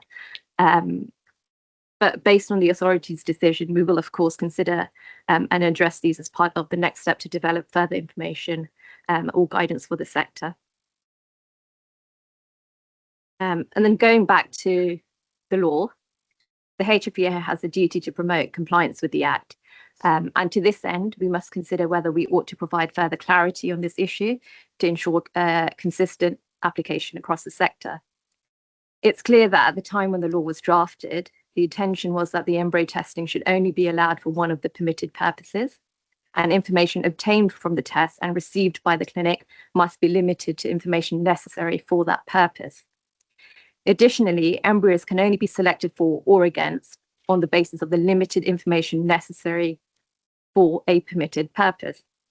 We consider that the law does allow for any additional genetic information that satisfies a permitted purpose to be obtained and used in clinical decisions, providing that the testing was initially carried out for a permitted purpose. I've said permitted purpose far too much in that slide, so please do ask questions if you need to at the end. So to this end, we ask the authority to consider that the position laid out in the previous slide and in 4.3 of the paper, that is that any additional genetic information that satisfies a permitted purpose can be obtained and used, provided that testing was initially carried out for a permitted purpose. To consider the proposed policy position set out in 5.1 of the paper, and to agree to a review of where wide group approval has been given for various conditions under the umbrella approval of chromosomal rearrangements as part of the ongoing audit of the PGTM list that Francis mentioned earlier. Based on the authority's decision today, we'll develop further information for the sector, seeking expert advice necessary and communicating with patients as needed. We'll develop a structured approach to review the guidance over time as methodologies develop, because chances are they will continue to develop. And we'll continue to advocate for law reform as appropriate given the technological advances. Thank you. So we'll start our discussion. I mean, this is, if you like, another example. This whole question is another example which we've been grappling with in law reform and our proposals for law reform in other areas where, once something is enshrined in law, you hope it will be there for a while, but actually science and medical advances are so quick that actually we might have a law here in the UK, but other countries, for example, don't have the laws that we have. Many commercial companies, particularly outside the UK, are seeing this as an area of where they can really do very well, and it raises a whole host of questions because the law actually is sort of playing a little bit of catch up with what's actually happening on the ground, which is really quite concerning. So let me just throw it open for a discussion firstly, and then we can take it from there. Who'd like to sort of start? Frances. Thank you. And I'd also like to offer my congratulations to Dina for writing such a clear paper on such a very complicated area. And as Julia said, the whole issue here is that we are being pulled forward by technological developments which are fast exceeding our ability to regulate them. And to add to the mix, I think it is fair to say that the companies that are marketing these tests are increasingly offering an international service and are very reluctant to have to behave differently in the way they analyse and report data to English clinics, as opposed to the way that they investigate and report data to other clinics elsewhere. So there is very considerable pushback from these countries that don't want to have their wings clipped in terms of the amount of information that they reveal. I draw attention to the fact that what specifically says is that testing is done to establish where there is a particular risk, whether an embryo has that abnormality. And population screening is not looking at a situation where you know there is a particular risk. So I still struggle slightly with this conclusion that as long as the reason for doing the test in the first place was legal, therefore any information generated out of it can be legally considered. Because it feels to me that if the indication for doing the test in the first place was to exclude Duchenne muscular dystrophy, because you know the embryo is at risk of Duchenne muscular dystrophy, if you then generate a report that has information about hundreds of other genetic conditions for which there was no known particular risk, that feels to me playing a bit fast and loose with the law. I think it's also important to remember that the predictive value of genetic alterations in a situation where there is no known family history is not necessarily as strong as the predictive value for a couple who are known to carry genetic alterations that have already, for a previous pregnancy, led to the birth of an affected child. And there is a tendency for these companies to attach what may be more than appropriate significance to the value of genetic alterations that have been found in the laboratory without knowing anything about the background of that family. And we know from large studies that have been done, from biobank studies, for example, that there are plenty of middle-aged people walking around the streets fit and healthy who, if you look at their genetic profile, have alterations which should mean they have significant serious disease, and yet they do not. And so the consequence of this very extended population screening on these embryos is that some embryos will be excluded from replacement that could have led to the birth of healthy children, just as some embryos will be detected as a complete surprise to have a significant genetic disease that parents might well have preferred to avoid. So it is a very complicated area. And if we look at 6.1 in the paper, which has lifted something from the code of practice, with respect to any embryo testing program, the centre must ensure that embryo testing is only being carried out for those genetic conditions that are expressly authorised by the authority. That could be interpreted to mean that labs can now screen every embryo for 1,900 odd different conditions just because those conditions are licensed. But I come back round to my initial point that at the point at which the testing is done, those embryos are not known to have a particular risk. And so I still feel slightly uncomfortable concluding that it is therefore legal to do that. Thank you.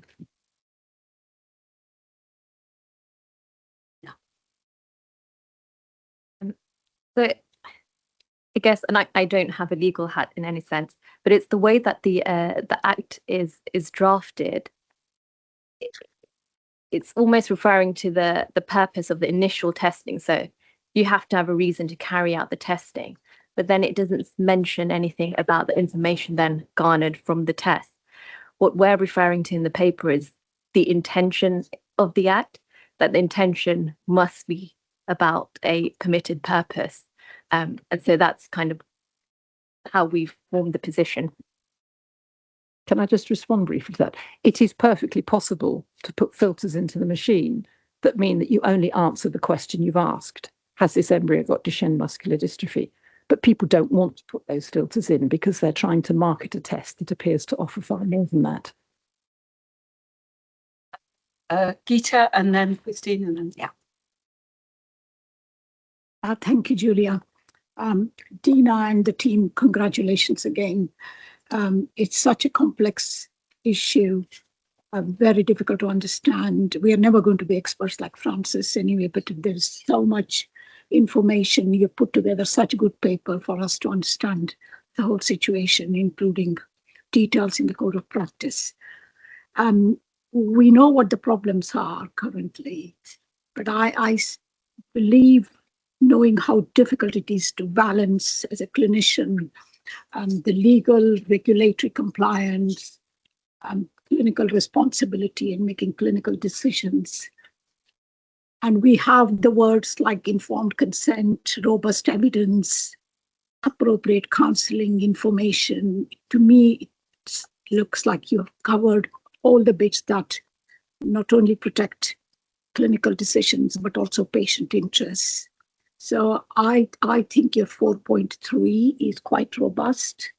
The one a physician in relation to the law. And you have explained the options and next steps in 5.1. And I couldn't find any faults with it at all, in the sense that every word that as a clinician I'd like to see is in there, in the explanation. So I would support the position. Thank you. Steve. Yes, thank you. Yes, so Dina, I really enjoyed reading this. Thank you. It's really just to seek some clarification, because I think under Schedule 2, the 1990 Act, it says in a case where there's a particular risk that the embryo may have any gene or whatever abnormality, establishing whether it has that abnormality, which is fine, or any other gene, chromosome, or mitochondrial abnormality. So does that not mean that if anything else is then thrown up just because of the testing, that is then perfectly legal to act on that information? Am I misinterpreting that? I find it quite difficult to understand sometimes how some of this is written. And I mean, I'm also very confused about the bit where it says embryos that have a mutation must not be preferred to those are not known to have such an abnormality. Does that mean it's not known whether they have it or not? Or does it mean that it's known that they don't have it?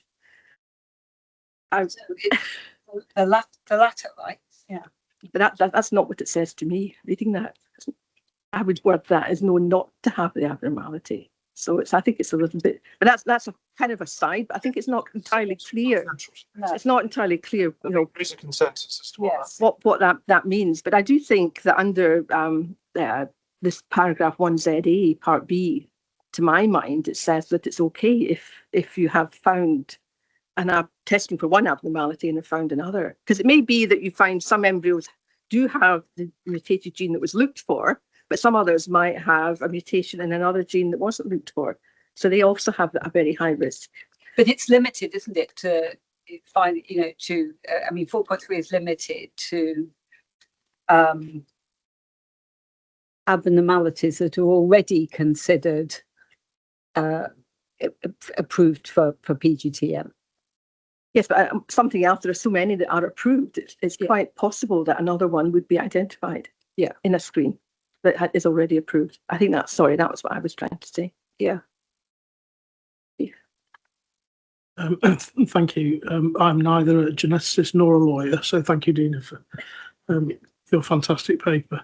I listen with interest to what Francis says and understand it, I think, and respect what you have to say. But I'm struggling with the notion of ignoring something which might be to the benefit of a patient, setting aside how that information came about.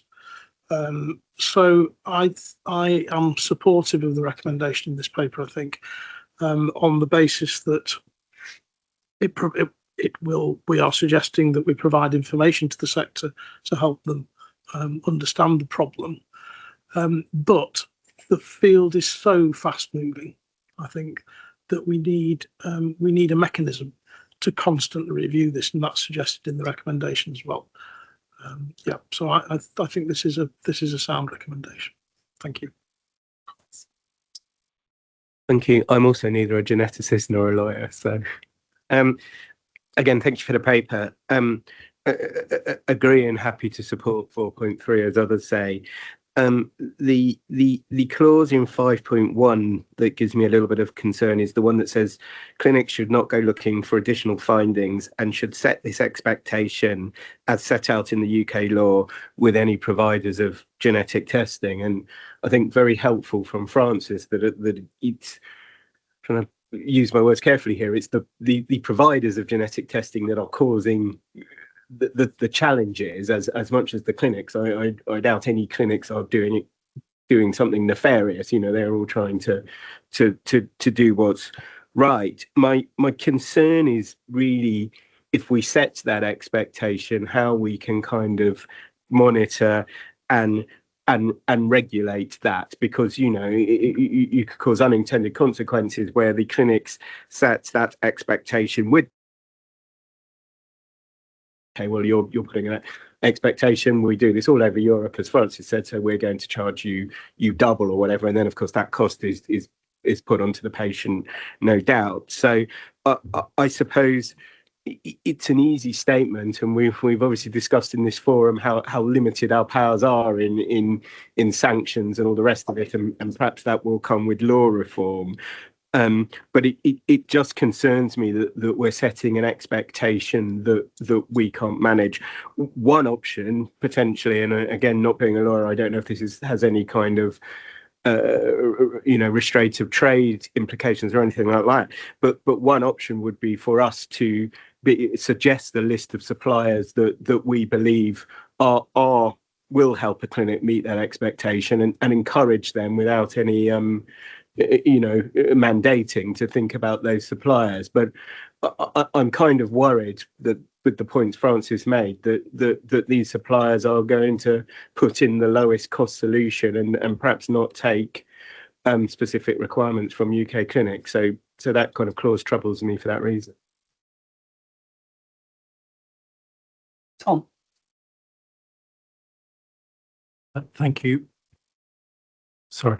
Thank you very much. So it's a really helpful discussion and a really helpful paper. I think what's clear to me from the paper is that the sector doesn't actually know how to respond and are taking different approaches at the moment, and that is a problem that is, I think, falls to us as a responsibility to actually try and address. So I think the fact that there is a need for action is quite clear, and that comes across, and therefore I would agree with the points that you are making around communicating around that. I think also that the HFEA has got a long history of taking a measured approach to change and new technology that doesn't just rush into it. So I think that when it comes to the question about do we apply the law at the moment, my personal view is that we have to apply the law at the moment, but then think about our processes for changing that in light of the knowledge and new information, rather than saying because the technology has changed, we should rush ahead and ignore what the law says. I think that puts us in a bit of a challenging position as a regulator. So again, because of that, I would support both sets of options being put forward. That being said, I do think that there now needs to be a series of developmental pieces of work looking at this. I think the point that Francis raises, and Francis, do tell me if I've misinterpreted this, but there is a scientific and clinical debate about the relevance of the the results, and therefore the issue is not if these are materially pertinent, they should be acted on, but rather we don't believe that they are necessarily materially pertinent, and therefore that is the challenge, and that's where it falls down in terms of the test of the law. And so there are needs for more information in that particular space. Stepping into a possibly slightly more controversial point, though, there are things like Generation Genome that is looking at population screening to build evidence to say, where are we for this in the future? And I think most of the people who are familiar with that around here would say, we can't act on that now, but if we had the evidence from it, then we would be acting on the evidence provided by that particular approach. So you can see that the evidence is coming towards us, and that will inform some of the decisions. And I think that partly what we need to do is come up with an approach that takes into account the fact that this information will be being presented to us, and therefore we should be working out how to respond to that rather than it suddenly being rushed when it particularly happens and hits.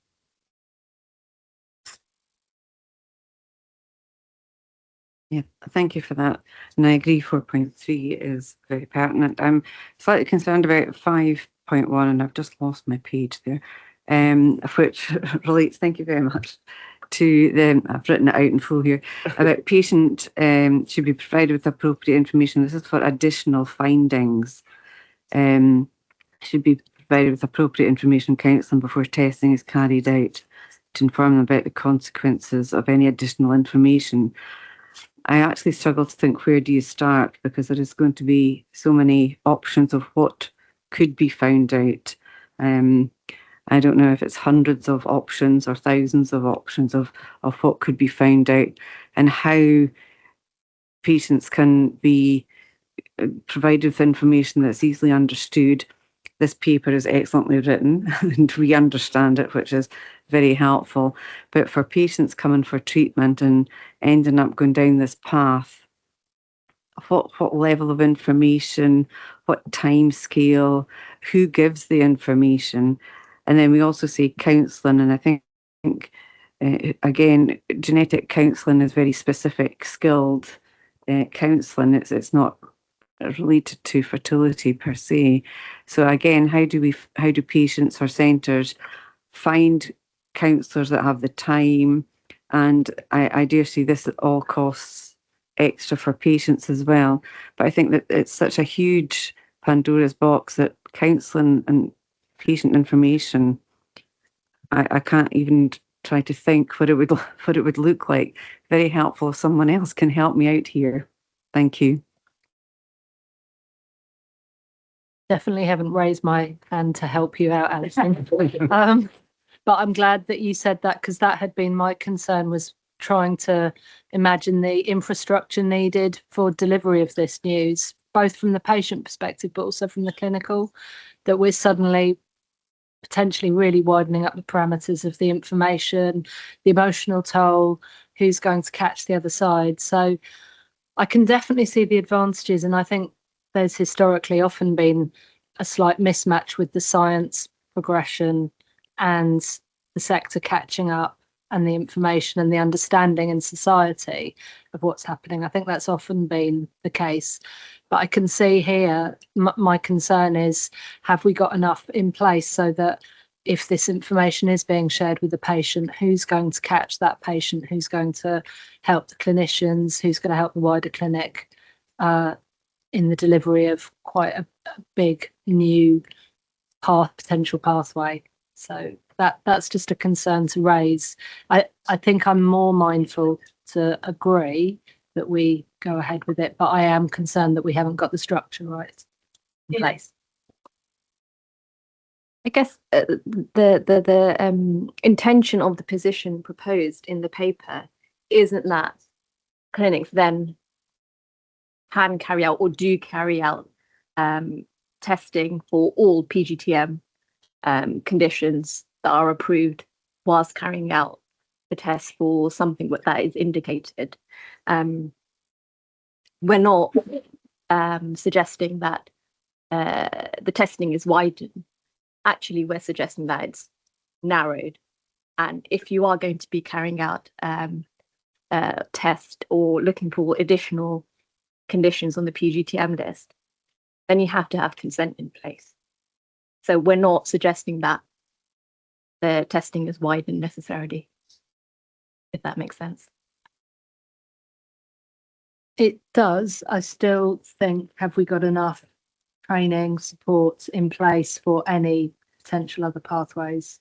So I do get that, and hopefully you would, but I think it's just to flag up that that's needed. Just to come back on that point, I mean, just looking at kind of the most recent data, at the moment, it's less than 600 patients are having PGTM a year. Now, that's not to say it might not increase. I don't think as a result of anything we're specifically discussing here. I can't remember offhand, but there's a small number of centres across England. I think it's 4 or 6 who are licensed to do PGTM under the NHS England contract, who all have relationships with clinical geneticists if they don't have them in-house.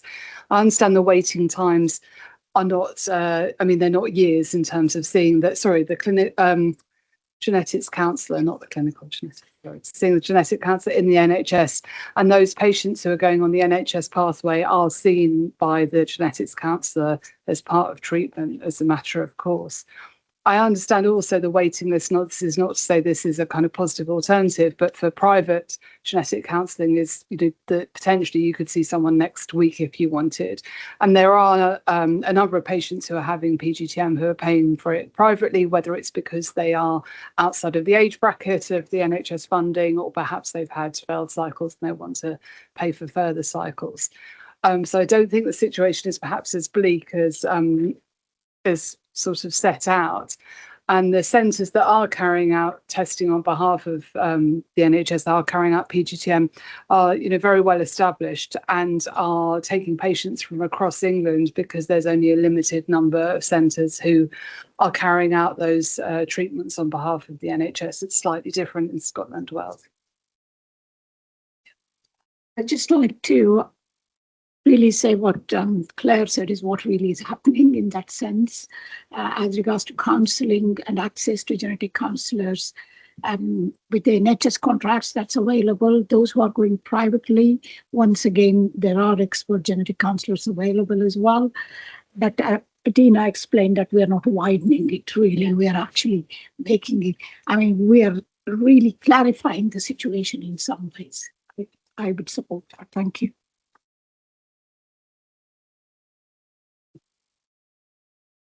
Yes, like others, I was extremely grateful for this paper, which after I read it about 2 or 3 times, I thought I just about got my head around it, and was going to say that the combination of 4.3 and 5.1 seemed to be pragmatic and wise, creative, and would create more consistency. And then, of course, our discussion begins, and I listened to Francis and Alison making her point about, you know, how do you know whether you want to know information when you don't know what the information is, you know, and then you begin to rethink. But I think I stay overall with supporting what you're proposing, not least because as I read through the law again and looked at the permitted purposes, I wasn't sure in what way I would want to change them. Because as well as all the patient focus that's been here, we have this law because the moral status of a human embryo is not in any sense negligible. And that's, you know, and I think we ought to remind ourselves of that sometimes, because this isn't just an irritation of the law not changing. It is because we are attempting to deal with enabling research on embryos held in tension with honouring the moral status of a human embryo. And so I think the way in which you've worked through this is typically of the HFEA wise and pragmatic, and offers a better way forward. So with all the provisos that people have said, I would support this. And I think this is one of the areas where, yes, you might want the law to be expressed a little differently to enable us to operate more flexibly. But I don't think in this case the law is foolish. I think the law is one which actually is appropriate for our understanding of what the place of the human embryo is. And I don't want us to go down a much more instrumentalist route, which is what I think those big companies would like in relation to a human embryo, because it's a lot of money in it. Rachel. I just wanted to say that obviously we have the law and we're very respectful of that law, and as the HF we are custodians of that law, and we have to make sure that that's applied. I think what we need to do is, and what we're sort of recommending, is further work to see how testing has evolved and how that fits into what is a permitted purpose, and work out then guidance so that if there is something that rather than being pigeonholed as we before, we were like PGTA, PGT. If there is something, for example, that is a permitted purpose, that a test can reveal something which prevents an embryo, for example, going on for a live birth, we can go, oh, that testing, it's not necessarily PGTA, but it does fit in that purpose. So I think that's what we've got to do in the guidance, really work out what's happening and how and if that fits into the law, so that we can keep up to date with what's happening and make sure that clinics know what testing can be done and how it can be done. Awesome. Thanks. Sorry. There we go. Sorry. Yes.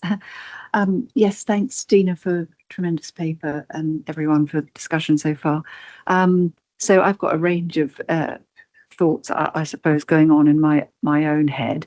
And on the one hand, I'm very mindful that, of course, we don't want somebody to end up putting an embryo back that, you know, if it was something they wanted to avoid, ends up having a serious genetic condition and so forth, etc. But I'm also very mindful, and I confess I'm rather with Francis on the concern about the question of the particular risk and how we interpret that.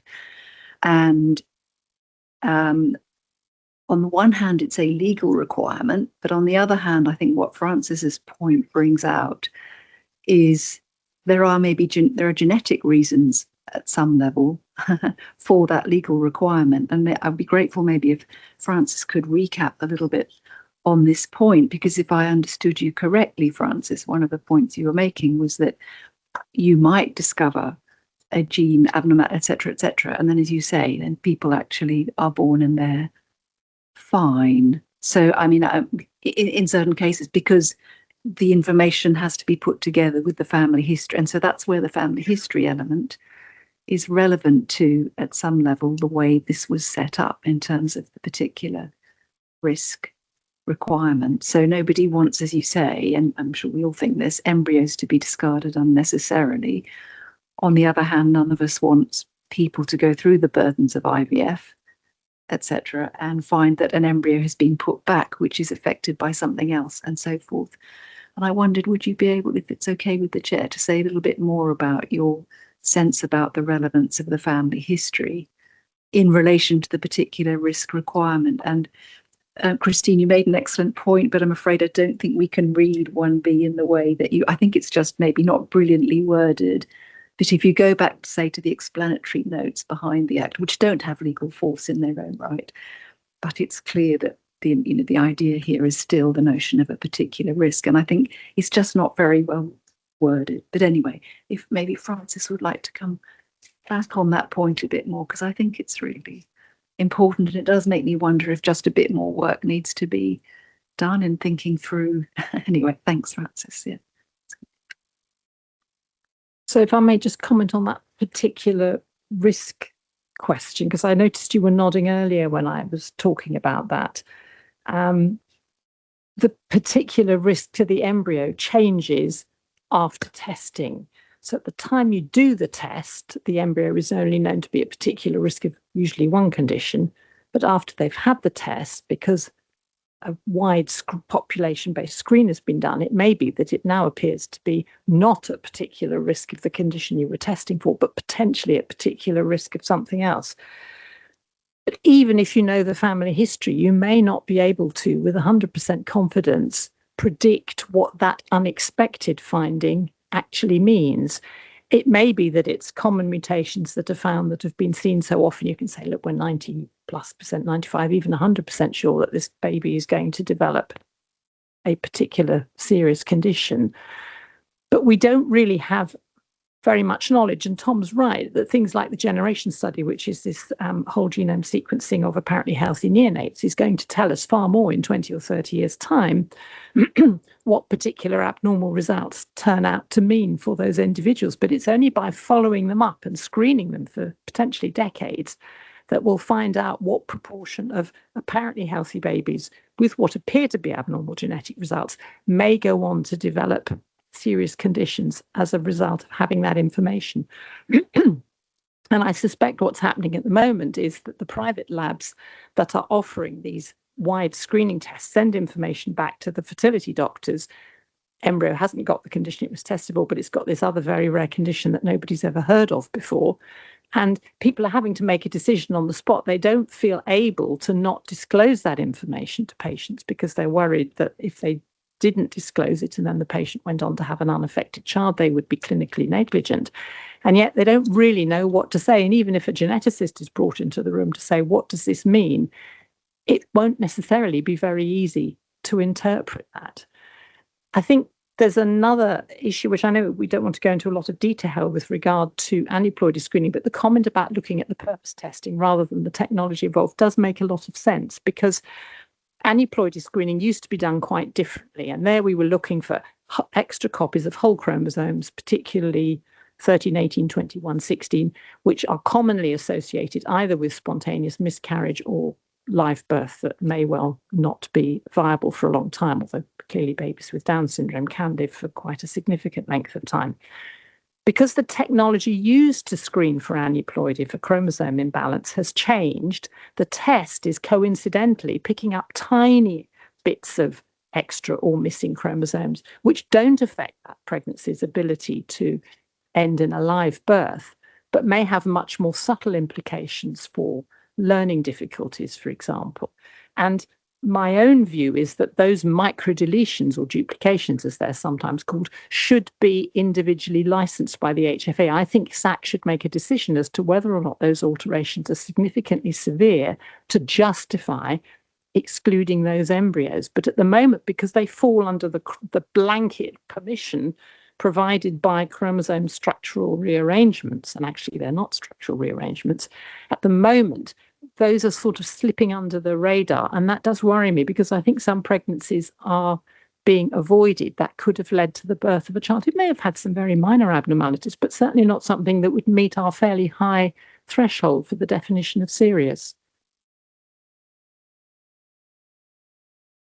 Thanks, Frances. Yeah, that's Rosman, come back on it and then very briefly. Sorry. Yes, absolutely. No, that's very helpful. And indeed, I mean, we've got this we've got potentially a scenario where we're looking for, so the initial gateway is the permitted purpose, as you say, Dina, and so forth, and that there's the particular risk of the et cetera, and then in a sense, of course, we're then picking up a particular risk after the event, as it were, and so that would be one way to interpret this. And my only concern is just maybe that more work needs to be done about working out when that's going to be helpful for patients and when it's not, kind of thing. And as you said, kind of this sort of Pandora's box of stuff that, yeah, anyway.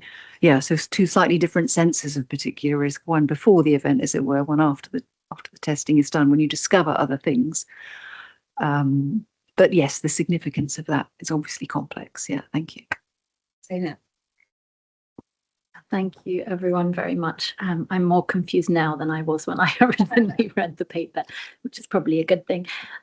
Frances, thank you so much for that extra information. And it was sort of in relation to that I just wanted to clarify one specific point. So where we're talking about the discovery of other conditions that have been licensed, then I'm assuming we don't have that level of uncertainty about what the implications might be for that embryo. So an embryo was tested for one particular license condition, but other license conditions were discovered. Can we agree that in that instance we understand what it means, or not even then? Not necessarily. If there's not been a prior affected individual in the family and there's no family history, there will be some degree of uncertainty as to the predictability of that result. We know that if the result is genuine and does predict that disease, then that embryo is at risk of a serious disease. But we cannot be 100% confident that alterations in a gene for a phenotype that is licensed will necessarily mean that the embryo will develop that phenotype. Most often we probably could. I think in the majority of cases we may well say, yes, this embryo will probably develop this. So I don't want to overemphasize that particular uncertainty. But I think we've got into very deep water because patients do not realize that they are effectively going through population screening for a whole variety of conditions that they've never heard of, that the people treating them may well have never heard of. And that when the results come back, it causes huge consternation because nobody knows what to do with them.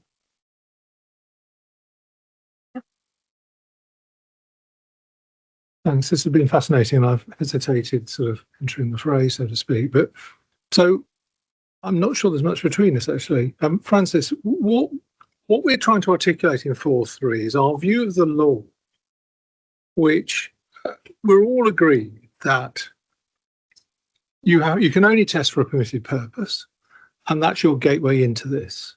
And what we're saying here is that where tests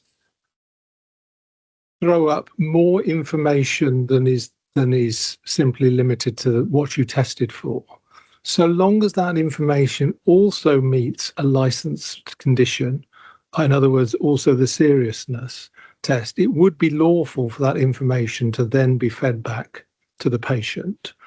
And following on the exchange you've just had with Zainab, that doesn't automatically mean that that's a reason not to use that embryo. It seems to me we're saying that then becomes part of the sensible of the clinical conversation between the parents. So what we don't think the law allows here is the ability to go looking for A and frankly then go look for anything you like which isn't licensed already under the existing regime. So it respects the idea that in the end, picking up Graham's point, there's a certain seriousness threshold before you're allowed to look at any of this sort of stuff rather than anything.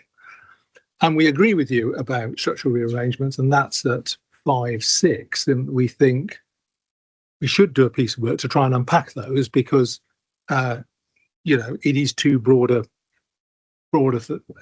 category, and some of those things may well not fall within our sense of something that would threaten the viability of an embryo. But what I'm slightly struggling, but not putting too coherently here, is I'm not sure there's that much difference between us, is there?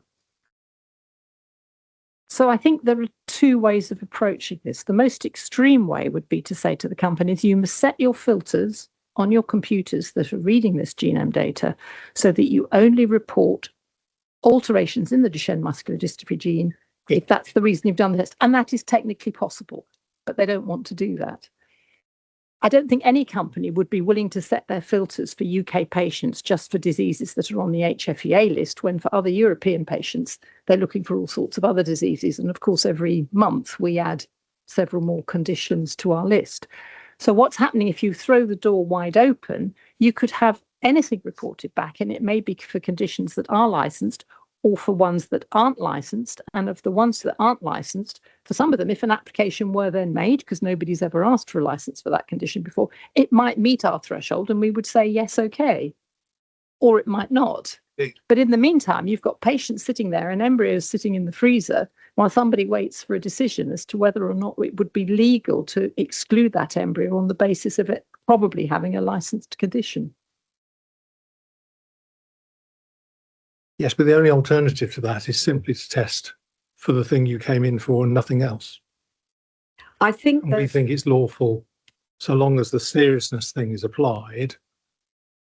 We think that additional information, so long as it meets the seriousness test, kind of works under the scheme.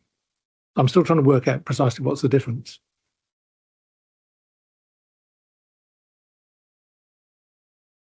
I'm not completely sure I understood your question there. I apologise. I mean, they're sequencing the whole DNA, and then there's a computer analysing it, and it presents back something to the clinic and says there are alterations in these 5 or 10 genes. And the clinic then looks up to see what the predicted effect of those alterations is. But at the time that sequencing is done, the embryos are not known to be at particular risk of those conditions. It's populations, it's opportunistic population screening. I think maybe it will be helpful just to and I'm aware other people want to see it, so I'll be brief. But in some ways, because the law is playing catch up with what the companies are doing at the minute. I mean, companies now, whether in the UK or actually mostly they're global companies, right, or quite a lot of them are global companies, are, will not set their filters to anything because commercially that would be very abhorrent to them. And so what they're going to do is they're going to do these tests and throwing stuff up anyway. And there's not an awful lot that in fact, there's almost nothing, provided they're not breaking the law, that we can do about it. So we are in a sense in a really difficult position. The only thing we can do is give clinics guidance about how to interpret the law as it is, and to try to, if you like, mitigate, I think, the risk of companies every time somebody goes for PGTM coming up with a whole lot of other things, right? Saying, well, this baby hasn't got Duchenne muscular dystrophy, but there's all these other things, and sending it to the clinic and having a discussion with the clinic about that. And in a way, it seems to me that 4.3 is a sort of, at least for the moment, it's a neat solution to say, okay, well, look, you can't, it's not a free for all. So what will allow you, what we think the law will allow is that if there is something that is known that you could have had PGTM for, and it's, despite the fact that I take your point that there are all these unintended consequences, there seems to be fewer consequences by actually having just widening the scope a little bit, right, than trying to say, well, you can only test for PGTM, because we know that clinics will get around that and people will go abroad, or people, that there will be some way, I think, of clinics trying to circumvent this. And at least if we can widen the scope a little bit, we've got more chance of clinics adhering to it. And as Peter said, I mean, mostly, Francis, I mean, I take the point, it's not all the time, but most of the time that would probably, it will not end up with somebody saying, well, actually, because normally when you do PGTMs, I mean, you're, unless I'm wrong, you're testing for something you think is there, and presumably most of the time it is there. It's just sometimes it won't be. But I mean, that's a very limited circumstance. Or am I not? So most of the time you're testing for something that the embryo is either at 25 or 50% risk of inheriting. It's a very big risk. Exactly, that's what I mean. And all the other things are population-based risk, 1 in a million, 1 in 2 million. Yeah, exactly. So what I'm saying is the chance of saying, well, actually, this baby hasn't got Duchenne muscular dystrophy, but in fact it's got all these other things, is very low, because you actually know that you would only test it in the first place because it's a big risk for that particular. Because there are so many rare diseases, although the risk of each one individually is usually tiny, cumulatively the risk of having one of those will be relatively high. No, I accept that. I just think that we're a little bit in between the rock and the hard place, because we can't stop companies offering this. That's really the truth of the matter. So in a way, we're trying to design policy that mitigates, that ensures enforcement with the law as far as we possibly can, given that the way that companies do testing and so on has far outstripped what the law actually says at the moment. I think that's part of it. And for me, it seems that 4.3 is a relatively elegant solution, but I understand that it comes with all the risks that you've suggested. It's just, yeah. That makes sense to people, Catherine. Thank you, Chair. I am supportive of the recommendations in the paper, and I do think it's an elegant but also pragmatic solution to the position in which we find ourselves. But I suppose the complexity and the nuances of this discussion reinforces to me that we have an additional need, as we're drawing up the guidance for clinics, to consider what we're going to put on our website and how we're going to try and write in plain English a synthesis of this complex discussion in a way that will assist patients, highlight to them the potentially difficult conversations that they're going to have with clinicians on the basis of information given to them, which is not necessarily clear cut, and highlight to them too the risks of thinking that actually the most sensible option for them to get the most information about their embryo would be to leave the UK and embark on IVF elsewhere, because of the lesser restriction on the kind of information that's going to be provided to them by the commercial companies via their clinics. So I would want to see that information is going to be updated and imparted to patients effectively on our website at the same time that we're developing this guidance. I think, as I said, in relation to a different item, as our guidance is updated on any issue, we tend to ensure our website falls into tune with that. And we, any new information or updates to our website, we tend to do in collaboration with patient feedback. So I can't see that we would do this any differently, just bearing in mind that the most information patients will get will not be from the HFEA website, it will be from the clinics themselves. Just not to labour, oh, go on. I was going to ask you a question, actually, not to labour point. Then you go on. I suppose in an ideal world, patients would be able to have the option between just having the question answered as to does my baby have Duchenne muscular dystrophy and does my baby have Duchenne muscular dystrophy or any one of 1900 other conditions. The only issue behind that is that when you initially ask people, would you like more information, the vast majority of them will say, yes, please. And having the more detailed discussion about the potential implications of being given a whole lot more information requires some very sensitive and detailed counselling, which I don't think we could guarantee people would have the time or the inclination to offer. So that was almost the question I was going to ask you, is that, given that you might, in an ideal world, say to clinics, you can only test for X or Y, but companies will not put their filters on, and they will get that. It's one way or the other, clinics will get that information. I think we have to assume, what is the solution? One could ask patients, would you like to know just one or maybe a range of issues? Most people, I would say, if they're going for one, they'll go for the whole. I mean, why not? Why wouldn't you? That's the point. So I'm not quite sure. I mean, what would you think the solution would be?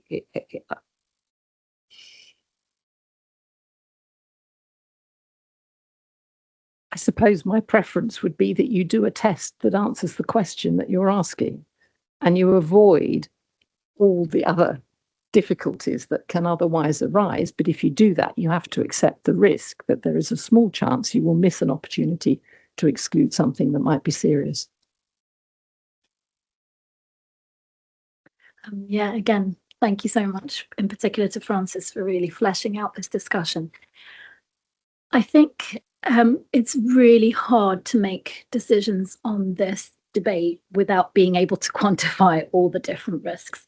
I think coming at it from a patient perspective, if you are a patient who is going through assisted reproduction and you're going to lengths to avoid a serious genetic condition, to then find out that you have ended up giving birth to a child with another serious genetic condition which was known about, is understandably going to be so devastating. And while I can understand that it might be simpler to sort of stick to just the genetic condition that's originally got a red flag raised about it, I think looking at things from a patient protection perspective and in the way that technologies have evolved, it does seem to me in line with the duty of care to ensure that where it is known, patients should be able to avoid what's already been licensed as a serious condition. I understand the really important point you've made previously, Francis, which is that in families where we don't have a genetic history to understand, we might not know how that particular gene is going to be manifested in that case. But I think you said that was sort of a fairly rare occurrence. So, I mean, I think at the end of the day, our broad role and remit is the protection of patients. And I do think it comes under our role of the protection of patients to also assist these people who are already going to such lengths to avoid serious genetic conditions, to have children who are known to have other serious genetic conditions. And I just wanted to add that to the very complex discussion. No, I don't think I'm going to add anything. It's been great discussion. I think what Zainab said about patient protection and it's about patient interest. It's just to put in place everything to make sure that it's protected as regards to information, consent, robust evidence, counseling. It's all in here, according to me. And I don't think I would go and ask the patient to do like additional information. Yes, of course, they will say yes. So I still come back to the point that there is this clinical responsibility. And if we trust that from the doctor and also everyone who's involved, I think we should be okay, based on what recommendations are made here. Anybody? Tom. Thank you.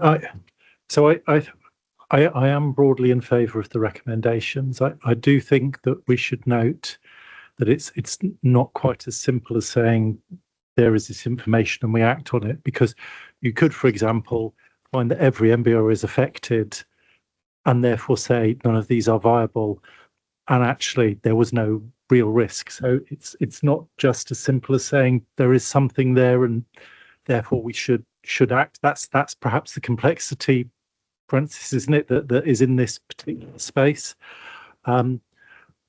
Nonetheless, I think in a pragmatic way, we do need to look at working through this, as has been suggested, because I don't think that there is another answer that is better.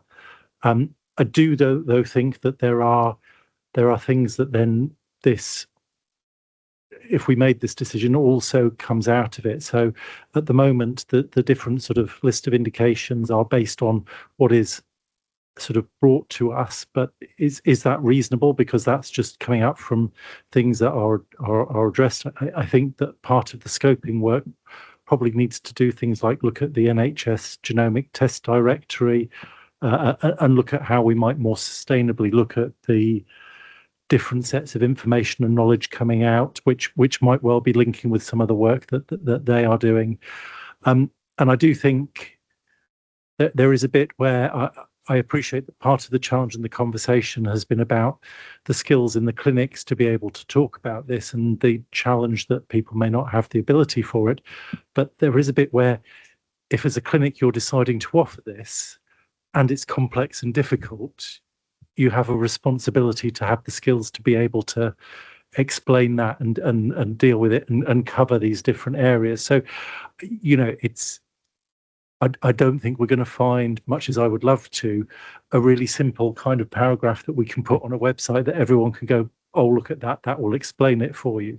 So there is a bit about the community understanding the challenge that they're taking on by taking this in the space, and perhaps there is something about communicating to the clinics about just what the challenges are in this space as well, as part of the actions. Anybody? I also, I also should mention that I think Rachel Cutting also spoke with Tim, and we should note that he said that he understood all the issues and so on, but was in favour of 4.3 and in favour of doing additional guidance. Rachel, is there anything else in your conversation with Tim that you need to report? Well, look, thank you for this discussion. I mean, it's one of the hardest things we've actually had to discuss, I think, quite apart from the sort of ethics, if you like, of it. It's just the science is really, really difficult, and it's and the law, as you know, and I read it, is not as clear as it perhaps could be, and so we're sort of battling on all fronts. So thank you everybody very much for this discussion. And I suggest that I think firstly, let me just maybe we should just do on a quick show of hands who is in favour of making or looking at clarifying the guidance in line with 4.3, and also the let's do that firstly. Just generally speaking, if we got okay. So it's not everybody, but it is a majority. So I think we should note that. Secondly, are we agreeing to a review of the sort of wider group approval, chromosomal rearrangements and so on? Are we agreeing to that? So everybody, yeah, that's sort of pretty much universal. Okay. So bearing in mind that this is not that 4.3 is not it's not something that everybody is in agreement with. I think, Dina, what you should do is go away and start developing the guidance and information and drafting it and so on. But I think it probably needs to come back to us to see where it, how it's actually, it's not that easy. And I think perhaps we just maybe might need just one more round of this. Without putting you under, I don't want to take up your time unnecessarily, but let's see what it looks like. Let's see what it does. Peter, is that? Do you think that sounds sort of thing? And then perhaps let's keep the conversation going. I think you need to keep the conversation going with SAC and with Francis, and then sort of let's see where we get to. We always viewed this as, if you like, a decision in principle that required further work. So yeah. Yeah. Because this isn't something that's going to be dealt with so very, very easily, I think, for all the reasons, and particularly in terms of communication, patient protection, counselling. I mean, there's any number of issues that this has thrown up. So I'm afraid you've got quite a difficult job, but do what you can, and then I think this is a continuing conversation for the moment. Okay. All righty. So I think that is the end of the formal business, and we've now got to any other business, slightly ahead of time, but I think everybody's brain has probably exploded, except for Francis, who really understands what this is about. Geeta, yeah. Question here will be, Claire, I think you forwarded the draft NICE guidance that's out for consultation to everyone. So there's a deadline for that, which is 21st of October, I think. So I think it would be great if you are able to have a look at it, and if there's any feedback, we have good time now to feed back to NICE. Yeah, it's just really to remind about that. Thank you. Thanks, Geeta. I did have that on my notes, but failed to read it out. And we will be doing a response on behalf of the HFEA as well.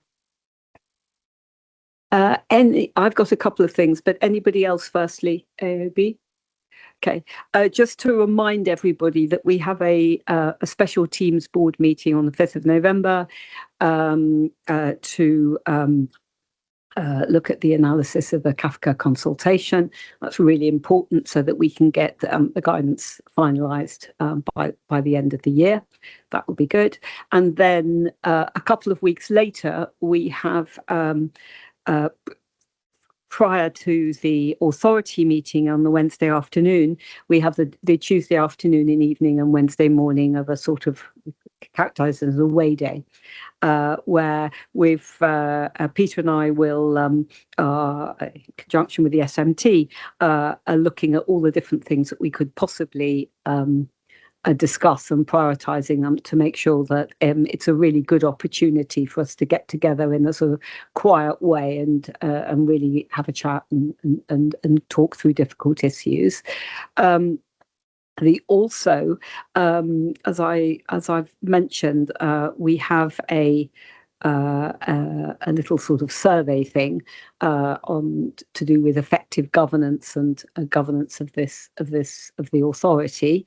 I'm not sure whether I haven't mentioned this, Ali, but I'm not sure whether we're going to have time to do that review or discuss that review in November or whether it's January. I don't think it much matters. But Ali will be sending out the what do you call it, checklist. So it's a board effectiveness review paper to you all in the next week or so. And it would be really, really helpful if you could just fill it in as soon as you can, and then we can analyse it and talk through it. It's an input. I mean, board effectiveness is really important. We take it very seriously. So it'll either be November or January. We'll deal with it. But please do the review. And thank you, Ali, for sorting it out.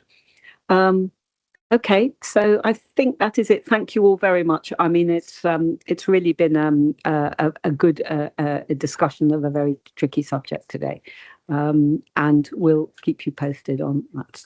And see everybody in a few weeks in November.